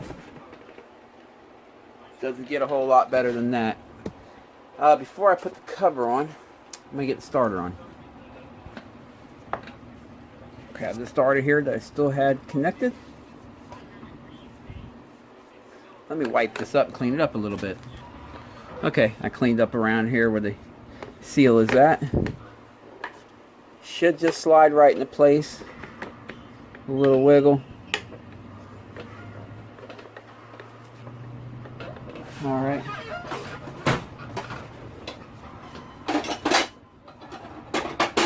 Let me give her some gentle love taps. Sometimes they can be... If I can't get it in with some love taps, I'll pull it back out. There it goes. Because sometimes the teeth aren't lined up. You know, the teeth that on the starter to the starter reduction gear in there. And if you can't get it to slide in with some love taps, pull it back out, spin the starter gear just a little bit, and try again. Got this heat shield. I believe that goes on this way.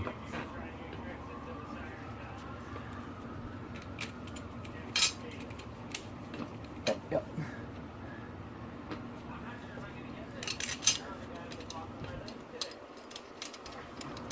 All right, let me tighten that up. And I'm gonna put the front sprocket cover guard back on, and then we'll move on to the next thing.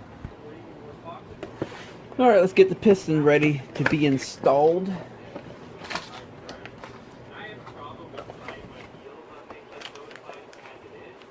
Cut this open. Cut these open. I like to get one circlip on there while the piston's just on the bench.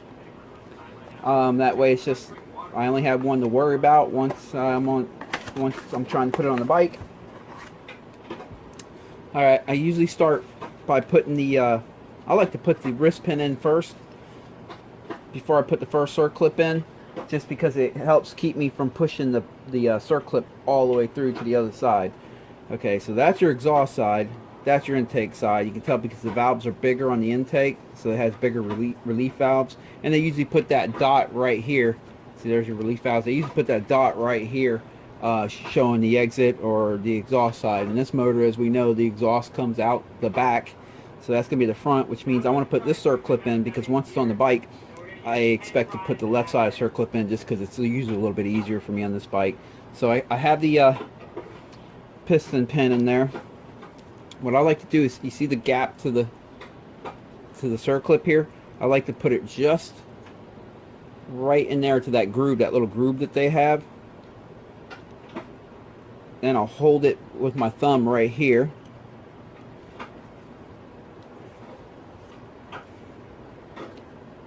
Pushing in with my thumb, just kind of holding it in place. So I can take this flathead and just go around usually.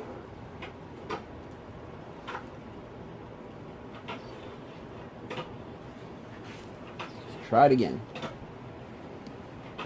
There we go. Oh.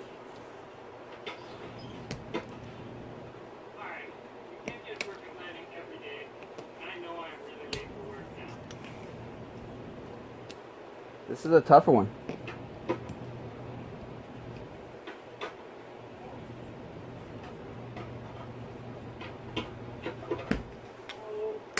There it is. All right. Once I have it in place, I like to drag the open end of the circlip right into the middle of that little gap, right into the middle of that little gap right here. That way both sides of the circlip end is in a groove. Basically the whole circlip is in the groove. There's not any part of the circlip that's in that open end. In the old days, there's going to be some people say you should always put the open end on the top or the bottom. In the old days, that was the case. It did help keep circlips from jumping out when it's moving up and down real quick, because the circlips are really undersized, really wimpy, especially in the RM125 back in the old days. They used to just pop out on me.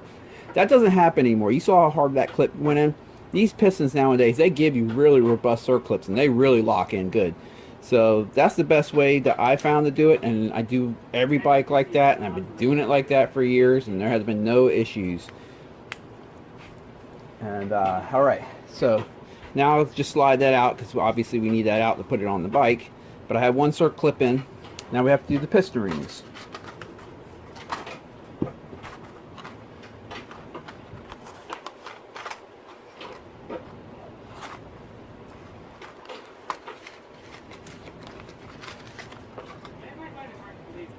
Yamaha has this little thing in their manual right here letting you know where to have each gap on the piston ring. So we're going to follow that manual as we go along. You can just stagger them from front to back in most cases and be just fine. Especially if you don't know which way to put them, you can stagger them just fine. Just stagger the end gaps. But since we do have the manual here and it tells us where they go. Alright, okay, actually they want the oil expander ring gap to be, that's going to be D. They want that all the way over here. So there's the dot for the bottom of the piston. They want it just on the left side, just up above the center point of the left side. So let me find the oil end gap. There it is all the way over here. Let me slide it on over.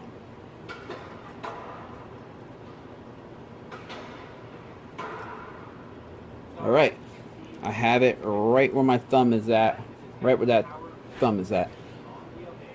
Now the bottom ring, the bottom oil expander, that's E. That's the lower. They want it just to the left of the dot on the bottom. There we go. As you can see, the E is just, the lower ring is just to the left of the dot. Got that. and then the upper they want on the C, so they want it, the upper they want it directly on the other side, all the way over here. So I have it down here at the bottom, they want the top all the way over here. Easy enough.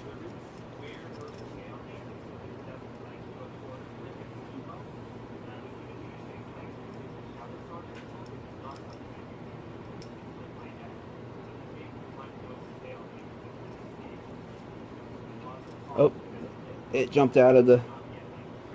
Here, let me pop this back off. The oil expander jumped out of its... overlapped itself here. Alright.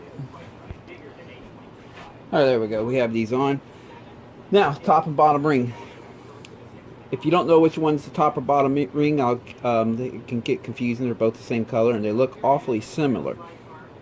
The best way to find out, for me, first off, they have a T. That means it's top. That's going to be the top side. So you flip them both to the top side and you feel the inside top edge. This one is rounded, tapered, rounded. You probably can't see it on the camera very well, but it's rounded.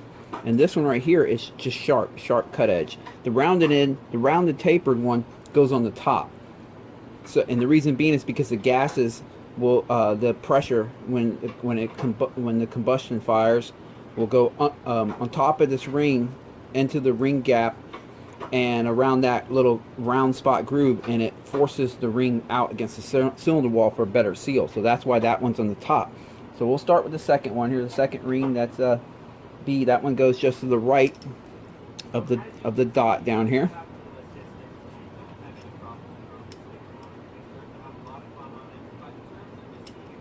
There we go. And the top ring A, that goes directly on the other side of that.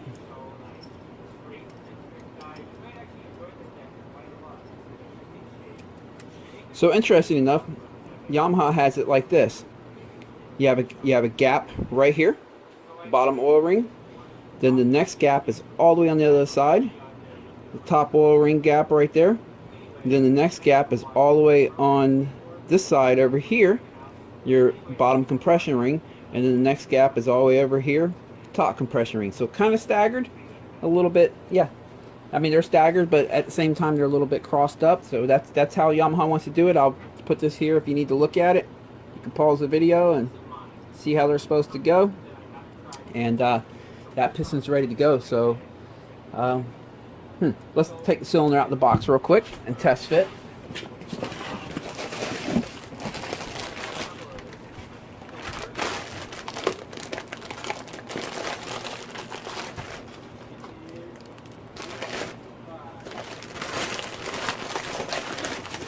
Brand spanking new. Alright.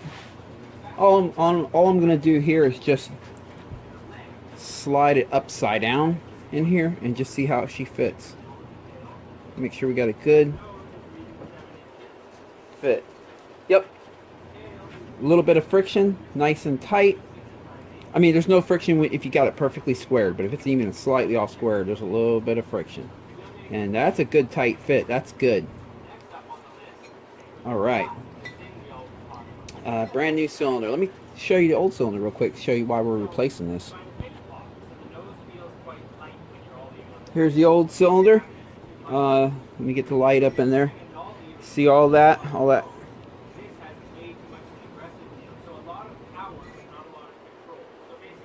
Yeah, see all that marking in there?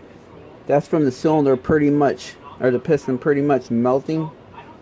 Let me get the light up in there for you. Now, I could probably use muriatic acid, the stuff that I think people use in pools and stuff like that. I have that here, and that does eat away at the aluminum that melted on the cylinder wall. I could probably clean this cylinder up and reuse it if we had to. Usually because the nickel plating usually holds up when the piston melts like that. It's just you melt piston on the cylinder walls. But this was a new bike, and we didn't expect this to happen at such a young age, so we're looking to make it new again.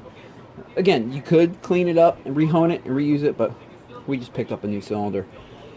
Alright, what do I have to do next? I guess I need to get that piston on the bike.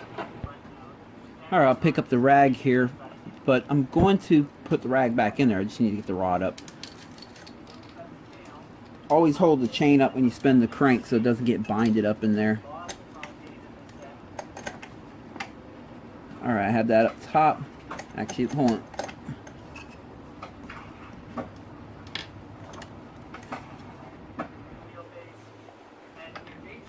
When it's a electric start motor like this, and the starter's in place, the motor will spin the correct rotation, which the motor spins the same rotation the wheels spin. The crank spins the same rotation the wheels spin. It'll spin that way easy, but when you try to spin it backwards, it engages the starter clutch, and it's hard to spin it backwards. So what I do is I set the crank where the rod is. Here's top dead center. I set it just before top dead center. That way it's hard to push it down. Now I can push it that way real easy, going the correct way the motor spins, but it's hard to push it down because it would engage the starter clutch, which would spin the starter. I do that because it kind of helps hold it up for me. I'm going to take some assembly lube here, just a dab, put it up in there. I'm going to drop a little bit on top of the rod bearing here, let that soak in. Even though she's going to get oil pretty quick right on startup, the rod bearing is, because it's right on the oil pump gallery. But this part right here, you want to put some oil in there, just to that will take a little bit before that actually receives oil on initial startup. And again, like I mentioned, intake valves have the bigger relief. Exhaust valve has smaller relief. Dot goes on the exhaust side, so we know the piston goes this way. This is a backwards motor, so the exhaust goes out the rear.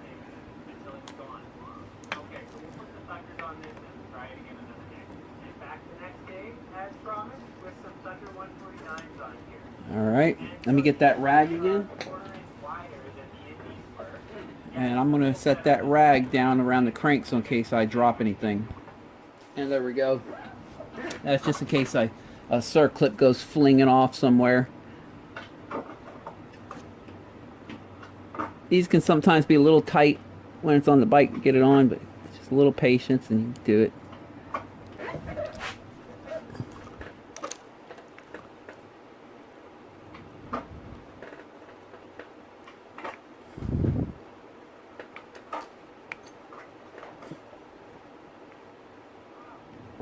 So it's basically exactly as I predicted. Although I would there it is. And then I'll line, just like on the bench, I'll line the circlip end gap with the little gap on the little relief right here for the circlip. And there she is. She's in place. Now, one thing I always do is I make a visual. I go all around, make a visual that thing's fully in its groove, and then one last time I go to the other side and do the same thing. once I put the thunders on, it brought my wheels out even further to make that tipping point extra heavy. Now I've lost control in this side, and I have She's looking good. Pull the rag back out real gently here, set the piston gently. Alright, I'm going to slide the timing chain back up in here just to get it out of the way. I'm going to clean this, double check the surface is still clean, nothing fell on or anything. Drop the dowel pins in and put the cylinder base gasket down.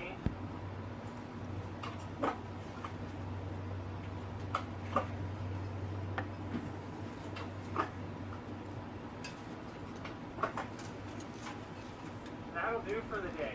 Alright. After I've used this board for a couple weeks. There we go. Set that back down here gently. And now I'm going to verify that all my ring gaps stayed where they were supposed to be before we go ahead and attempt to get that cylinder on there. Alright, I have the ring gaps in the correct position. Let's go ahead and attempt to slide this cylinder on there.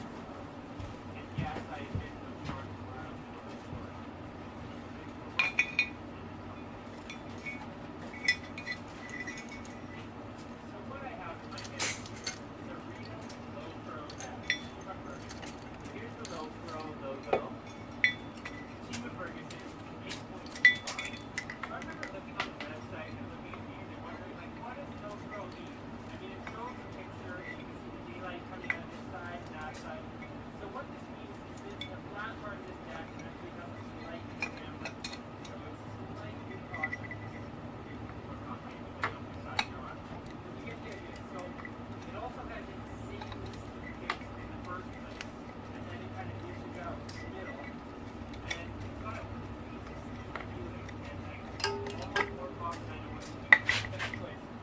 There we go. Whew, I can smell he's been running some really good race gas in this thing. All right.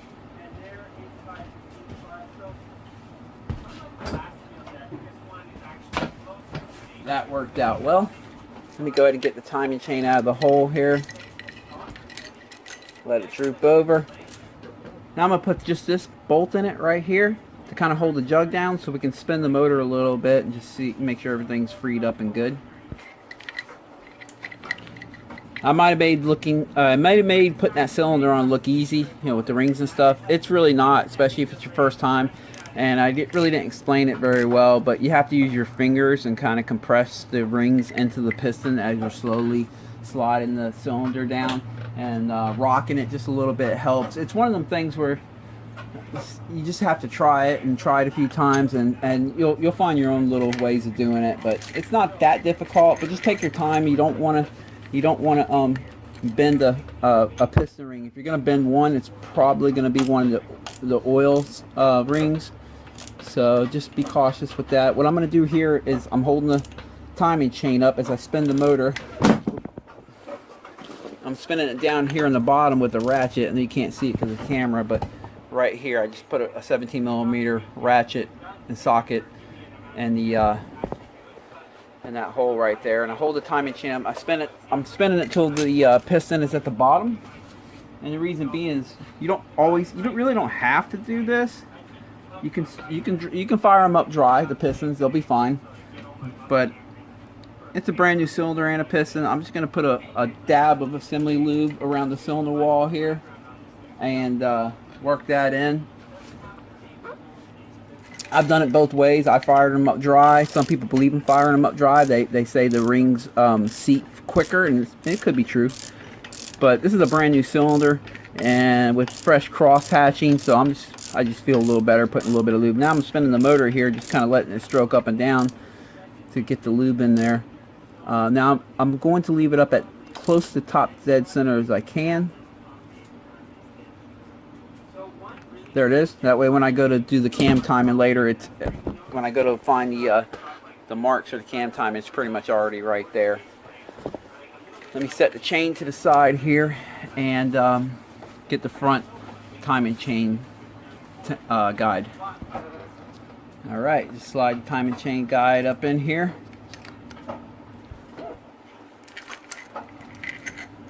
There it is, just fell right into place. I'll leave the timing chain hung off to the side again. Actually, let me go ahead and put it in the hole, because I'm going to go ahead and set the head gasket down now. Okay, I put the dowel pins in. I'm going to slide the head gasket on now. I believe it goes on this way.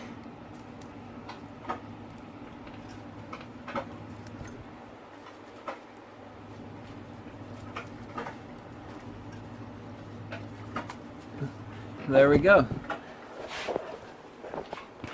Next thing I'm going to do is go ahead and check the valves on the cylinder head and clean up the cylinder head first.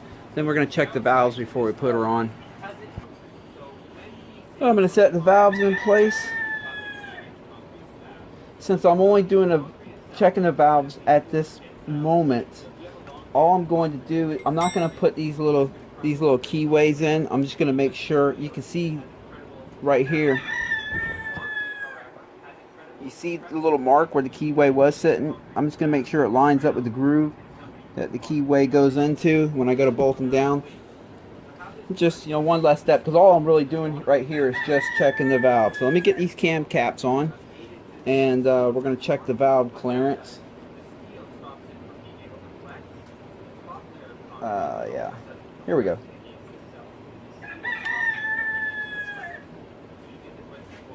Wipe these clean. Now, why I bring that up is this has a similar effect. So, when you jump down on the middle, this is why it's driving the car. When you jump down on the middle of the wood, carbon fiber.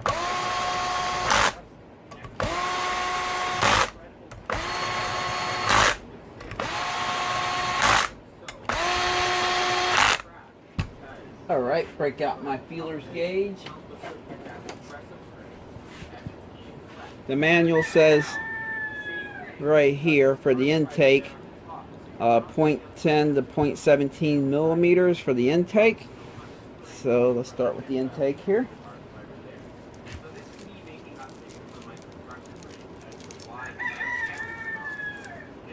These things are nice and dirty. Let me wipe them up.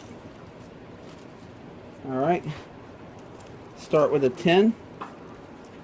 See how that goes in. Holy cow. Oh, I was looking at Imperial. That's, yeah. It's a millimeter. 10 millimeter, which is 4 thousandths. Goes in no problem. Alright, now let's check the maximum, 17. Well, we don't have a 17, we have an 18. So let's just try the 18. As long as I can't get it in, we're good. Yep, can't get it in. Alright. Now let's try the 15. Can't get it in. That's good. 13. I can barely get it in that one. Couldn't get in that one. Next size down is 10. I can get it in this one. Can get in that one. So okay, the intakes are a little on the tight end of the range, which is good. That's where I like to have them. If you have a range of 10 to 17, 0.10 to 0.17 millimeters, I would definitely shoot for 10 if I'm adjusting. I like to have them on the tighter side myself instead of the looser side. Now the exhaust, we have 0.15 to 0.22. So let me first start with 0.22 millimeters.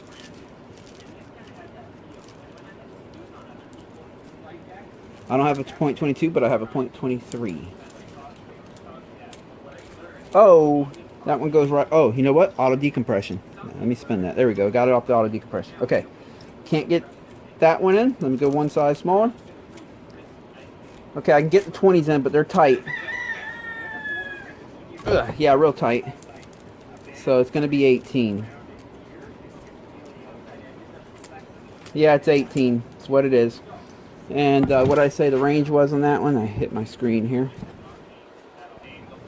So I found them at 0.18. The range is 0.15 to 0.22. So they pretty much have it right in the middle of the range there. And that's fine. If I was to make an adjustment, I would set it at 0.15. But since, you know, there's no adjustment needed, it's within its range, I'm going to leave it right there. That's stock. This bike has never had a valve adjustment before. And they're still in range. So I'm going to leave it right there. Now, while I have these on there holding the cams on, now would be a good time to flip the head over because I don't have to worry about the cam buckets falling out and cleaning the matting surface. For this, all I use is a brand new box cutter blade, razor blade. I find these work the best. And they usually have an upside and a downside. What I mean by that is when they're pressed. Actually, let me get a different one here and show you what I mean.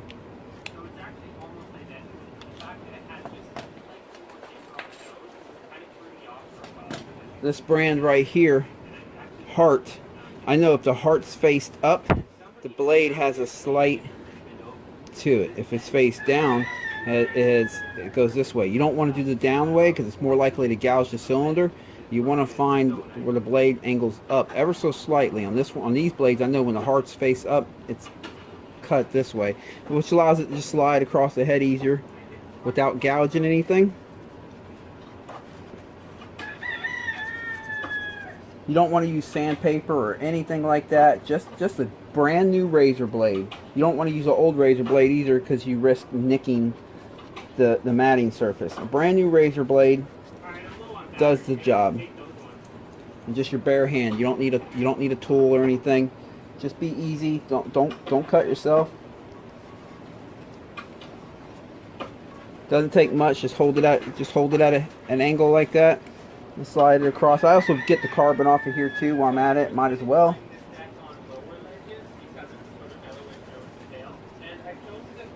You're not looking to make the matting surface look perfect. You would actually have to sand it or shave it to do that, and it doesn't need to look perfect. It just needs to be perfectly clean. So you're still going to see when you the lines where the head gasket sealed here, but you're not going to be able to feel anything. It's just a visual. It pressed on there and it just kind of left its mark. That's okay. All right, that's looking good. we know the valves are good. They're adjusted.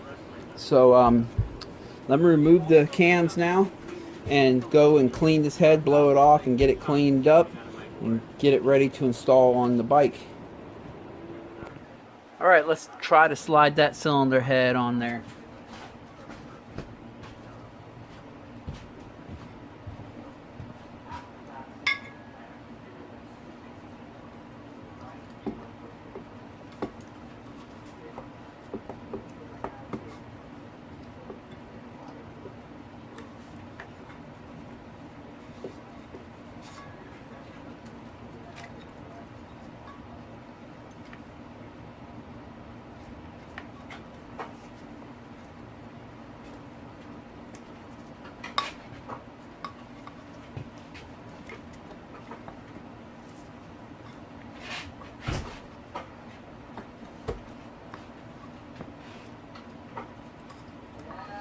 There it is.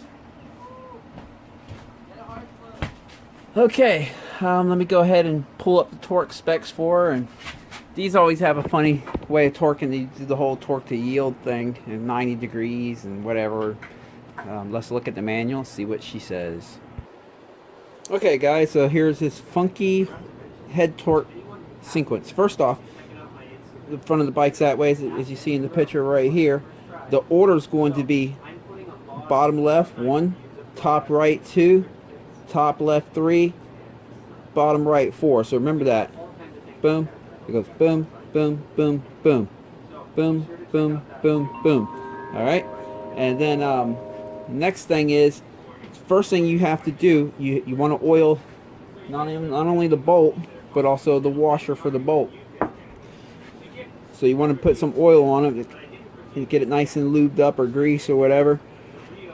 And then we have to first tighten each one up to 30 foot-pounds of torque. And then what you do is follow that sequence, 30 foot-pounds of torque. And then you loosen the first one up, you take it out, re-oil it, and then torque it back down to 17 foot-pounds of torque. Do the second one, pull it out, re-oil it, torque it back down to 17, and do that to all 4 again.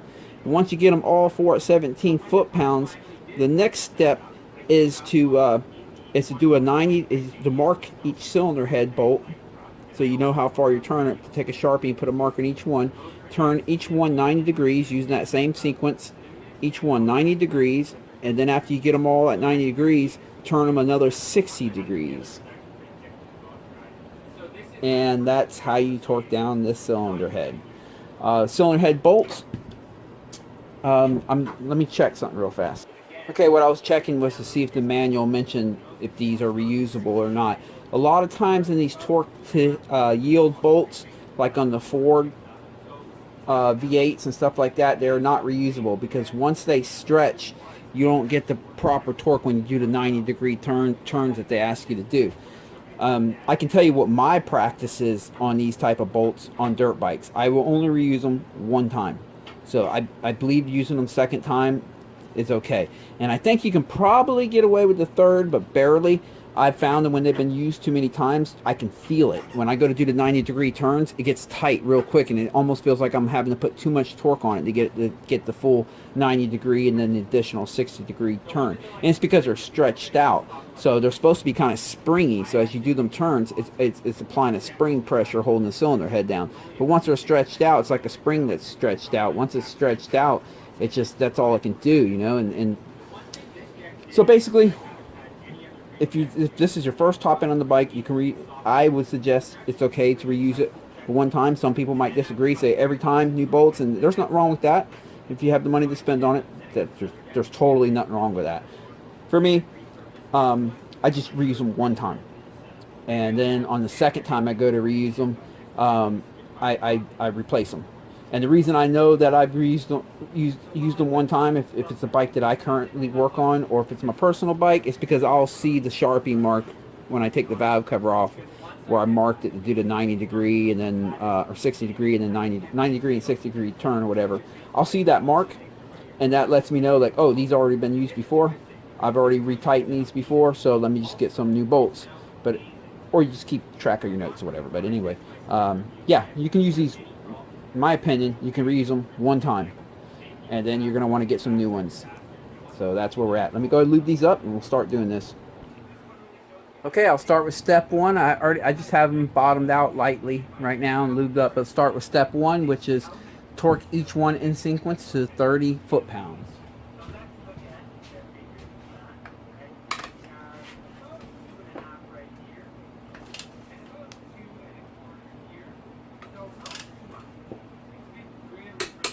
There's that one. Oops.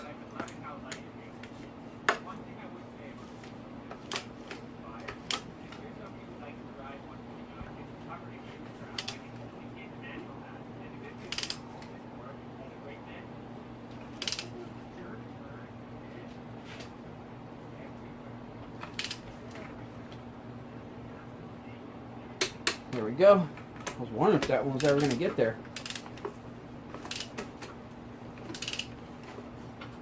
There we go.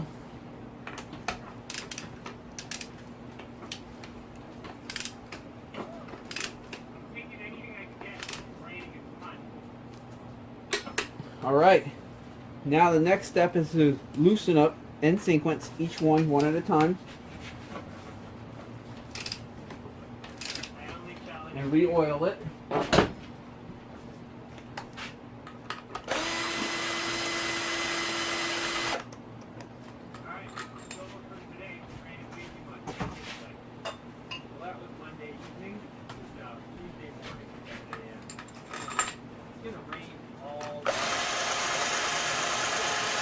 And torque it down to 17 foot-pounds. So let me set my torque wrench here to 17 foot-pounds. There we go. We'll lock her in. All right, let's do it. I want to be easy for 17. It's nice and easy, just until it reaches 17. There it is. Do the next one.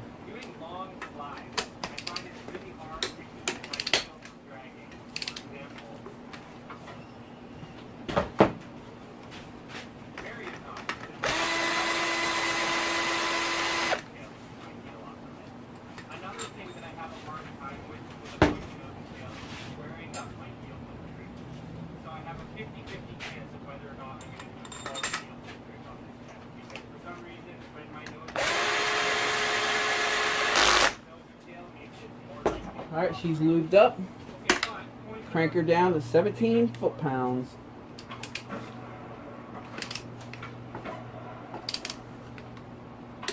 There it is. And I'm going to do that same thing to this one and that one over there. And I'll be back. Alright, now I'll take a Sharpie and mark the bolts. I have them all torqued down to right to 17 foot-pounds. There you go. Get you up in here and show you what we got. You can see the black mark right there on the top side of each bolt. That's going to be my index, so when I do the 90-degree turn I'm about to do. Alright, here we go. Start with number 1. Turn it 90 degrees.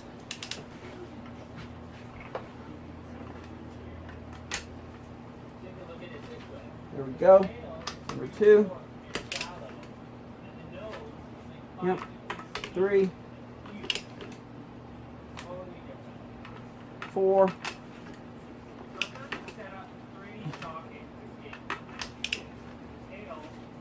And then additional 60 degrees for each one.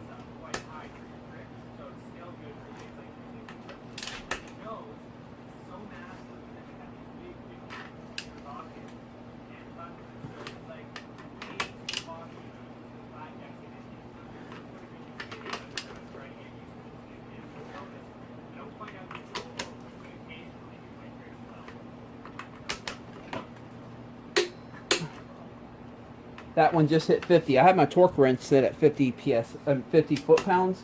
I'll explain that in a second. But there you go. Yeah. So I have my torque wrench set at 50 foot-pounds of torque. Why I do this, and I'll explain to you why. I never want to go over 50 foot-pounds of torque when I'm doing this, because at that point you can risk stripping out the cases where the bolt goes in through. And remember when I was mentioning about you can reuse these twice? I found when I've reused them 3 times or 4 times, I'll hit 50 foot-pounds of torque before I get this thing turned to 90 and then 60 degrees. It'll hit 50, which is because the bolt's stretched out. So, but you can use them, you can reuse them one time, like I said. And this has been reused one time, and that one clicked right at 50 foot-pounds, and look, it's at the proper position. It started there, it went 90, then I went 60. Made it. It got there and clicked right there at the spot. So next time this will get new head bolts, but for this time it was perfect. Okay, I think I'm going to go ahead and put the throttle body back on so that's not dangling around everywhere.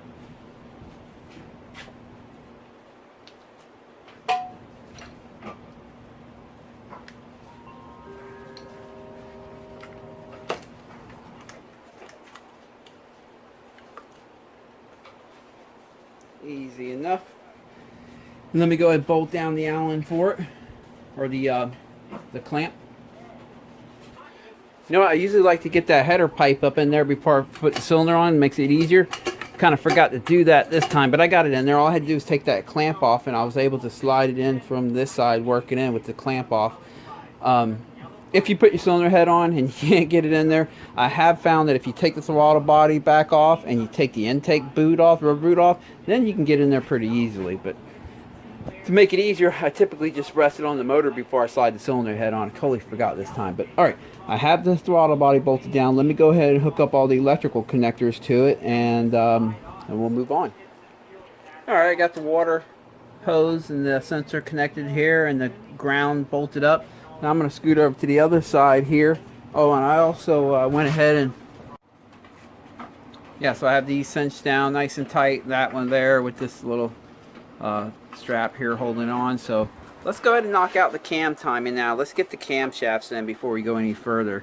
I'm going to remove this cover too. I already have that one removed so I can turn the crankshaft. I'm going to remove this one so I can find top dead center on the flywheel. It's going to be tough to show you here, but you see the edge of the flywheel and the hole here, you see that little strip right there? It's actually just past that strip. If you spin the motor counterclockwise, there's a triangle. I just went past it. A little triangle doohickey. That is your top dead center there. I don't know if you can see. I'm trying to get the light up in there. Yeah, you see that triangle? Yeah, so that's supposed to point to the little gap that they have right here. And when you get that like that, how can I do this? I'm trying to get that triangle. I hope you guys can see it. I'll try like this.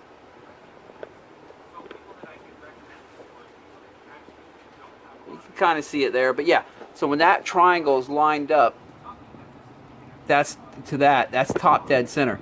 Now you can also, if you have a hard time finding that triangle, because sometimes they're pretty faint and hard to see, what you can do is take the spark plug out, stick a quarter drive long extension in there, and spin the motor. Obviously hold the timing chain up so it doesn't get binded up, but spin the motor until you find the top dead center through the spark plug hole. Then come down here and you'll see that triangle lined up. So that's how you do that. We got that lined up. It's top dead center. I'm just going to leave the ratchet on in case I have to make any adjustments midway. Let's go ahead and start with the intake camshaft. I like to start on the one that's opposite from the timing chain sensor, so it'll be the intake on this one. This is the intake camshaft. You'll see there are 2 dots, one right here, one right there. We're going to want that dot, the one on the left, to be matching with the matting surface right here. So that's where we're going to start. And if you feel the motor move any while you're doing this, go down there and verify your top dead center before you go any further.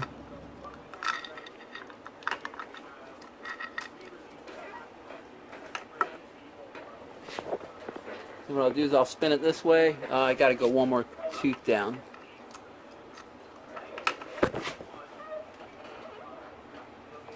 Because obviously it's going to be, the tensioner is going to be tugging it here, so it's going to be tight straight down here. So you just spin it that way, make sure that dot lines up, that matting surface, and the other dot is up here. That looks good. Now we got to do the intake side here.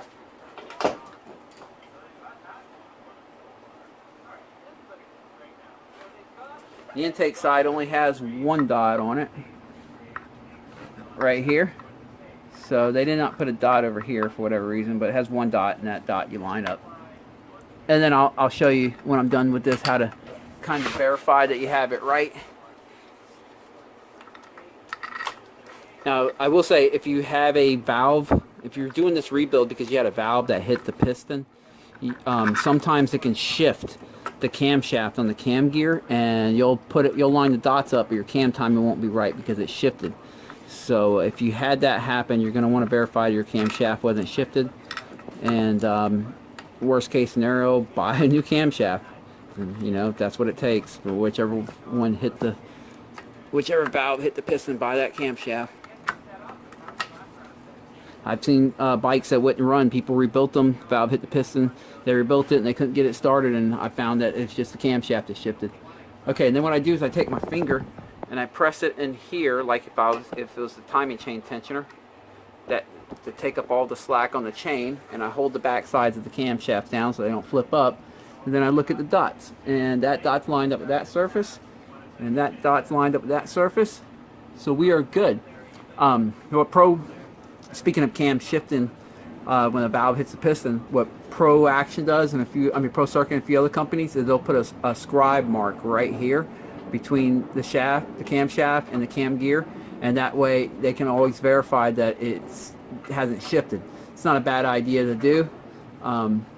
I'm not going to do it in this one. This is not my bike, but I've done it before in the past on my personal bikes. However, I'm the type of person, if it does hit, I'm probably just going to replace the camshaft. And but it doesn't hurt to scribe them down. Now here's how I know it's correct.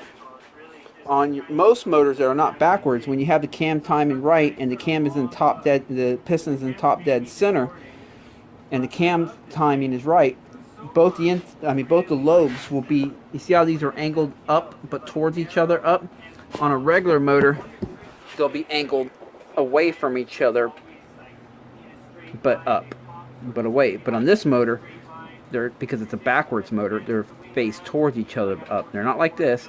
They're not like that. They're kind of like this. And when you see that, when it's at top dead center, after you set your cam timing, that's how you know you got it right. When they're not going to be perfectly equal, because obviously there's a different profile for the exhaust, like you can see the intake sitting a hair bit higher, but that just lets you know you have it right. So if you have one of these that are way up or over here, or this one over there is way over there or down, you got something wrong somewhere. So now let me go ahead and put the cam caps on, and then we'll put the timing chain tensioner in, and then we'll spin the motor by hand and make sure none of the valves hit. So what I do is, just like when I was adjusting the cam timing, I will slide this camshaft until that mark lines up for the keyway that we're going to be putting in. See, that one's lined up to the mark that's on the head here, and then you can see the mark right here on this one. That cam needs to be slid in to the right side of the bike a little bit.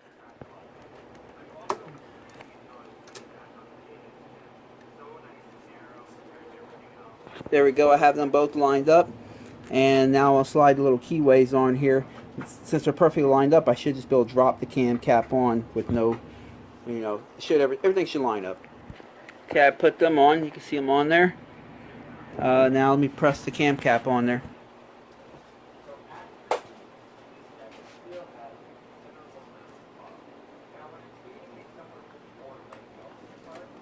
See? Just slid right on. And let me put the other cam cap on it. There we go.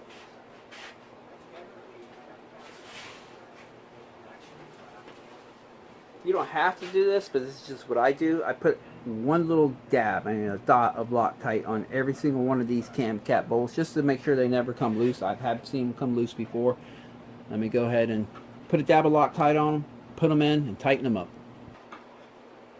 Alright, I have the bolts Loctited down and torqued down. I'm going to go ahead and place the valve cover on now.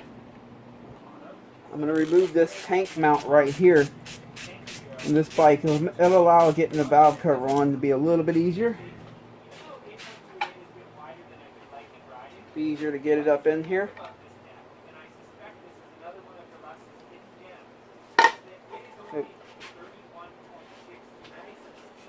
I also end up removing the field line again from here, just setting off to the side. Just make some room to get this. These can be tough on these bikes unless you kind of make a little bit of room for.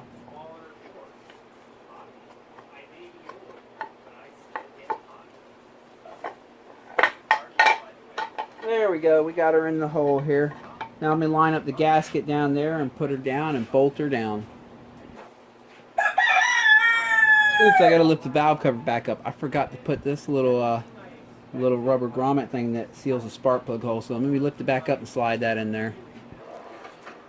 Oops, my bad. Before I bolt the valve cover down, let me leave it loose so I crack it up and double check the cam timing. Because I want to get that tensioner in there and spin the motor. Make sure the valves don't hit and double check the cam timing with the tensioner in place. I should have did that before I put the valve cover on, but I'm sitting here talking, not paying attention, and almost skipped a step. So got to kind of improvise and backtrack a little bit here. Let's get that tensioner on. All right, we have the tensioner here. What we need to do is we need to unload it. So we spin this. Problem is, when you try to put it back on the bike, it comes back out. So there's a couple ways to hold this in. You can either twist it all the way in,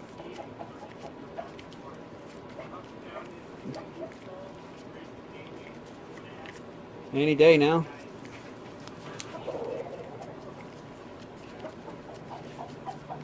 Is this thing even doing anything?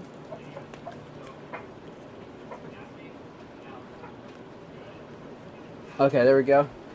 And you can use one of these. Let me get it where you can see it. One of these right here.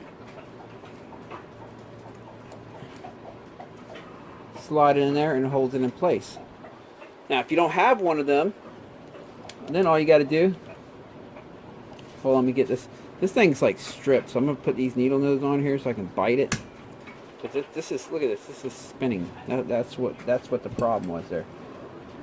Or if you take these and you compress them all the way by spinning them, and then you give it a little snug, they stay in on their own. And then once you get it in there, all you got to do is spin it back. Watch this. See? So that's all you do. If you don't have one of the little fancy tools that I just showed you, you just take a flathead and just don't go too tight, just enough so it stays. It'll stay. It has a locking mechanism built into it. So I'm going to do it that way because I don't expect everyone to have this tool. So I just wanted to show you that. And yeah, let's go ahead and put her on. Okay, it has a brass washer on one side that goes towards the center of the motor, because I believe the water jack is just underneath that bolt, so they're looking to seal that off. Make sure nothing comes oozing out.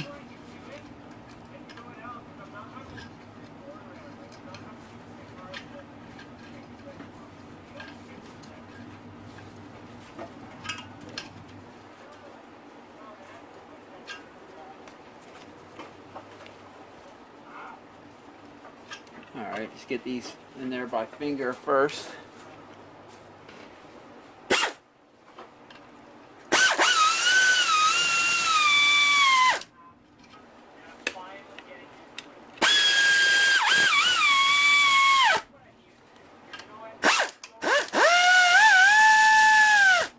Alright, let me tighten that up by hand. I don't want to strip anything out.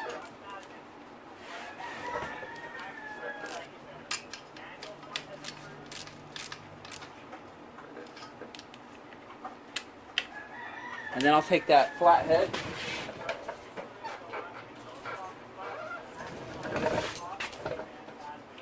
and unload her. Oh, that's right, she's stripped. Let me hook her up.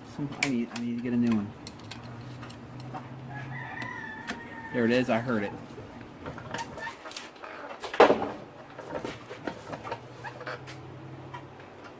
And then cap her off.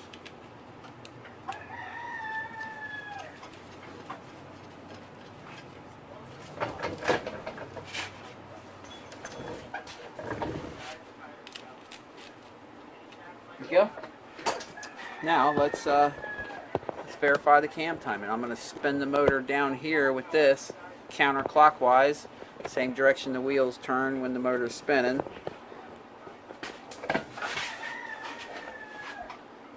Lift up the valve cover here so I can see, because I already put the valve cover on.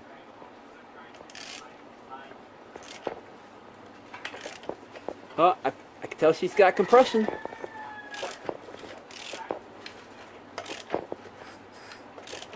As long as it spins one full rotation, I mean the camshaft does one full rotation, which means the bottom end has to do, the bottom end crank has to do 2 turns, complete turns. That means you verified, let me line it back up, that the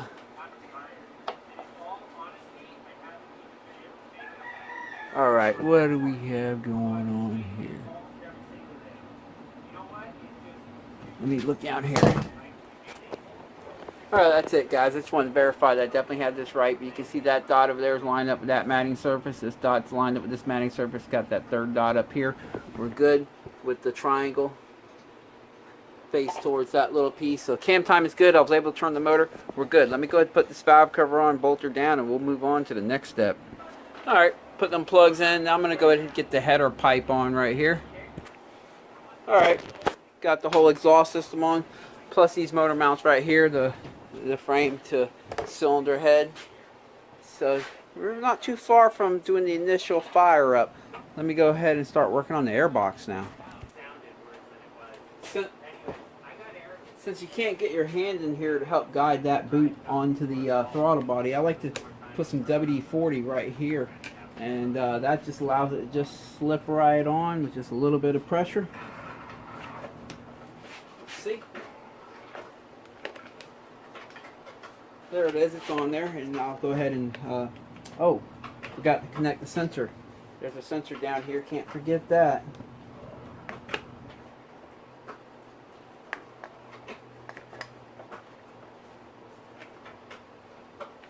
They don't give you very much wire for this thing.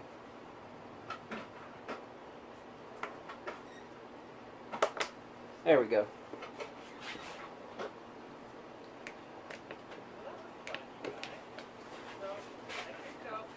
Alright, let me bolt her down.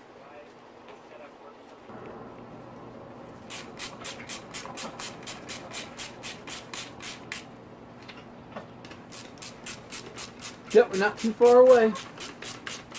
All I gotta do is get this area situated right here, toss some motor oil in her, and we'll do the initial fire up.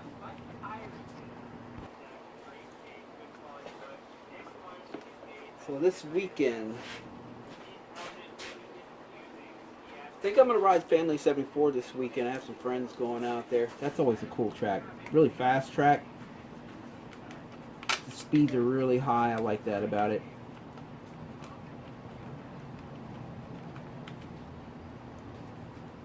I might have grabbed wrong hardware here. Yes, I did. Hold on. I accidentally grabbed the hardware for the CDI.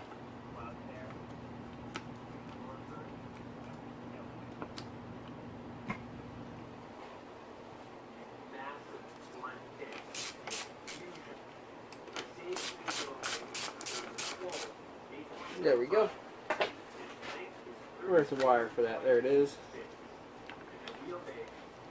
That little rubber thing clips right there. Guess I'll go ahead and bolt down the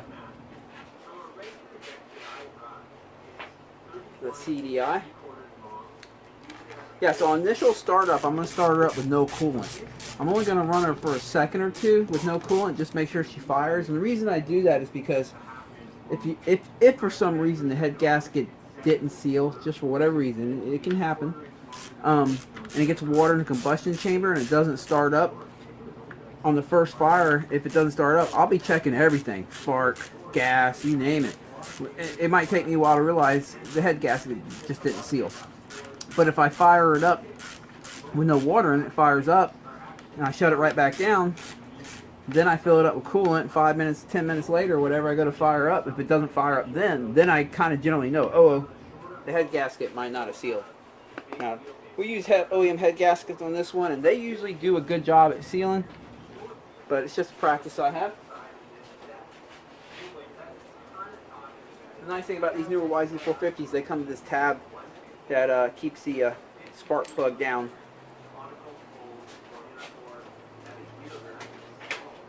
Because I have seen on like the 14 to 17 model where the spark plug cap just rises up. It's quite common. They even sell little aftermarket kits that bolt from this valve cover, bolt this one, and strap on to keep the valve cover. I mean the spark plug cap from coming out.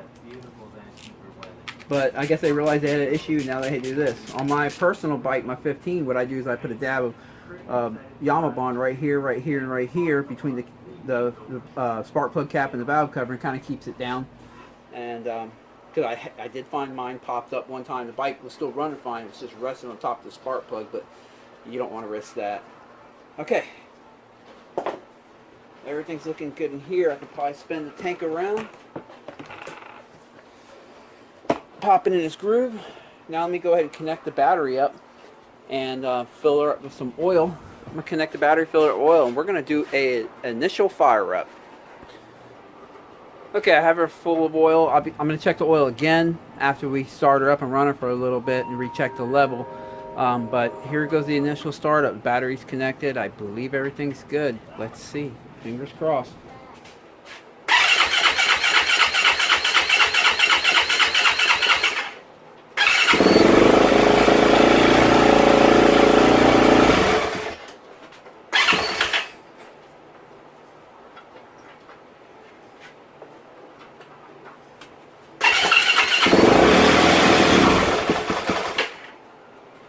She starts to run. So before I run her any longer, let me go ahead and get some coolant in her. Alright, turn the choke back on. I have coolant in her. Let's give her another run.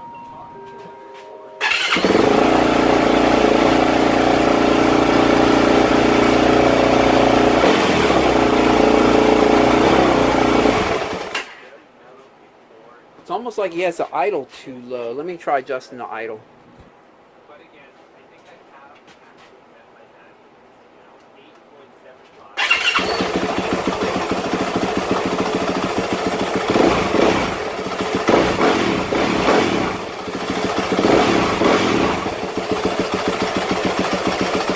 I'm just going to let her idle for a little bit and just look around for leaks.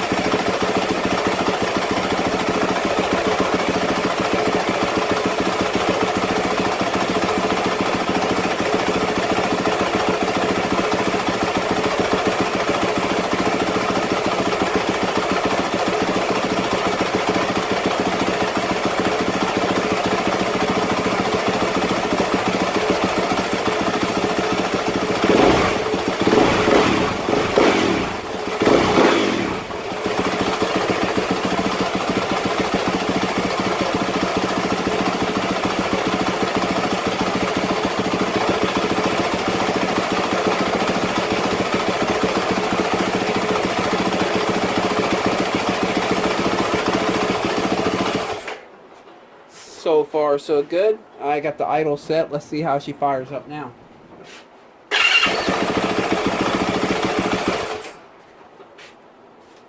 Okay. I mean the idle might change after everything breaks in. I had to turn the idle up a little bit. It was idling kind of low, but it could just be from the increased friction from a brand new crankshaft and a brand new cylinder with a brand new piston.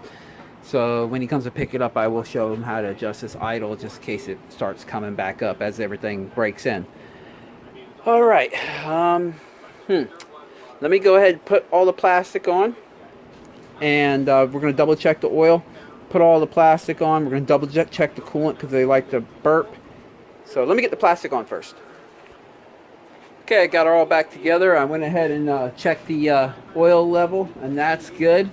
I mean, I had to tap it up a little bit. Something that a lot of people don't realize about these Yamaha is that oil window down here. That's a low window. See, it says low right here. It doesn't say level. It says low. When you see it in that window or below it, you are low.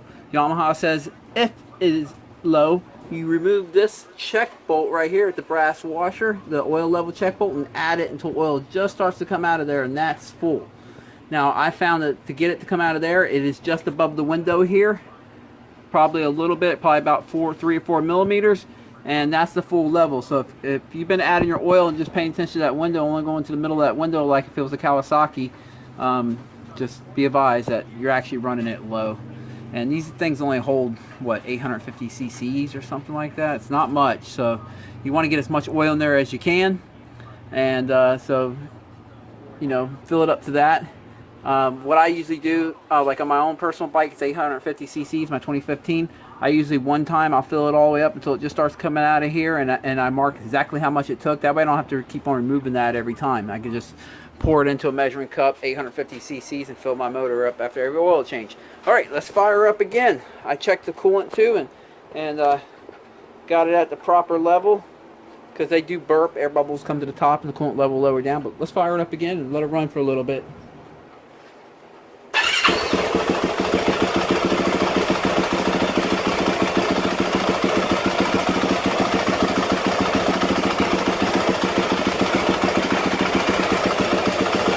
I'm going to run it through all the gears, make sure the clutch is working good, and also the transmission.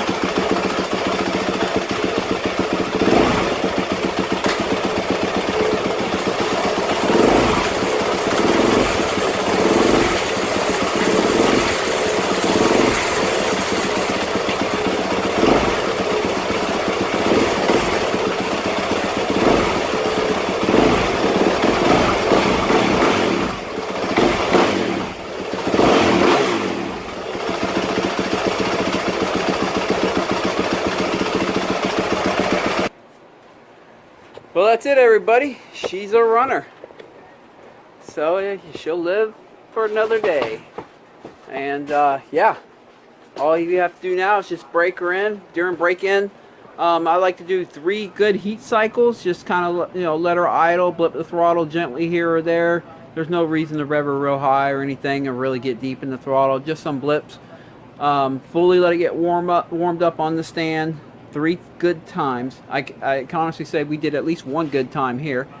Do that 2 more times, so 3 good times. On the first ride on the track, make it a short ride, 5 to 8 minutes long or 8 to 10 minutes long. Just make it a shorter ride and try to avoid sustained full throttle. I mean, you can get full throttle here or there, but just short little bursts on the first ride. Come back in, check your fluids again, your coolant, your oil, and if everything's good at that point, you can give her hell. So I appreciate you guys watching all this stuff. If you like this kind of stuff, you click subscribe. I usually try to produce a video about once a week. And if you enjoyed the video, please click like, and catch you guys next time.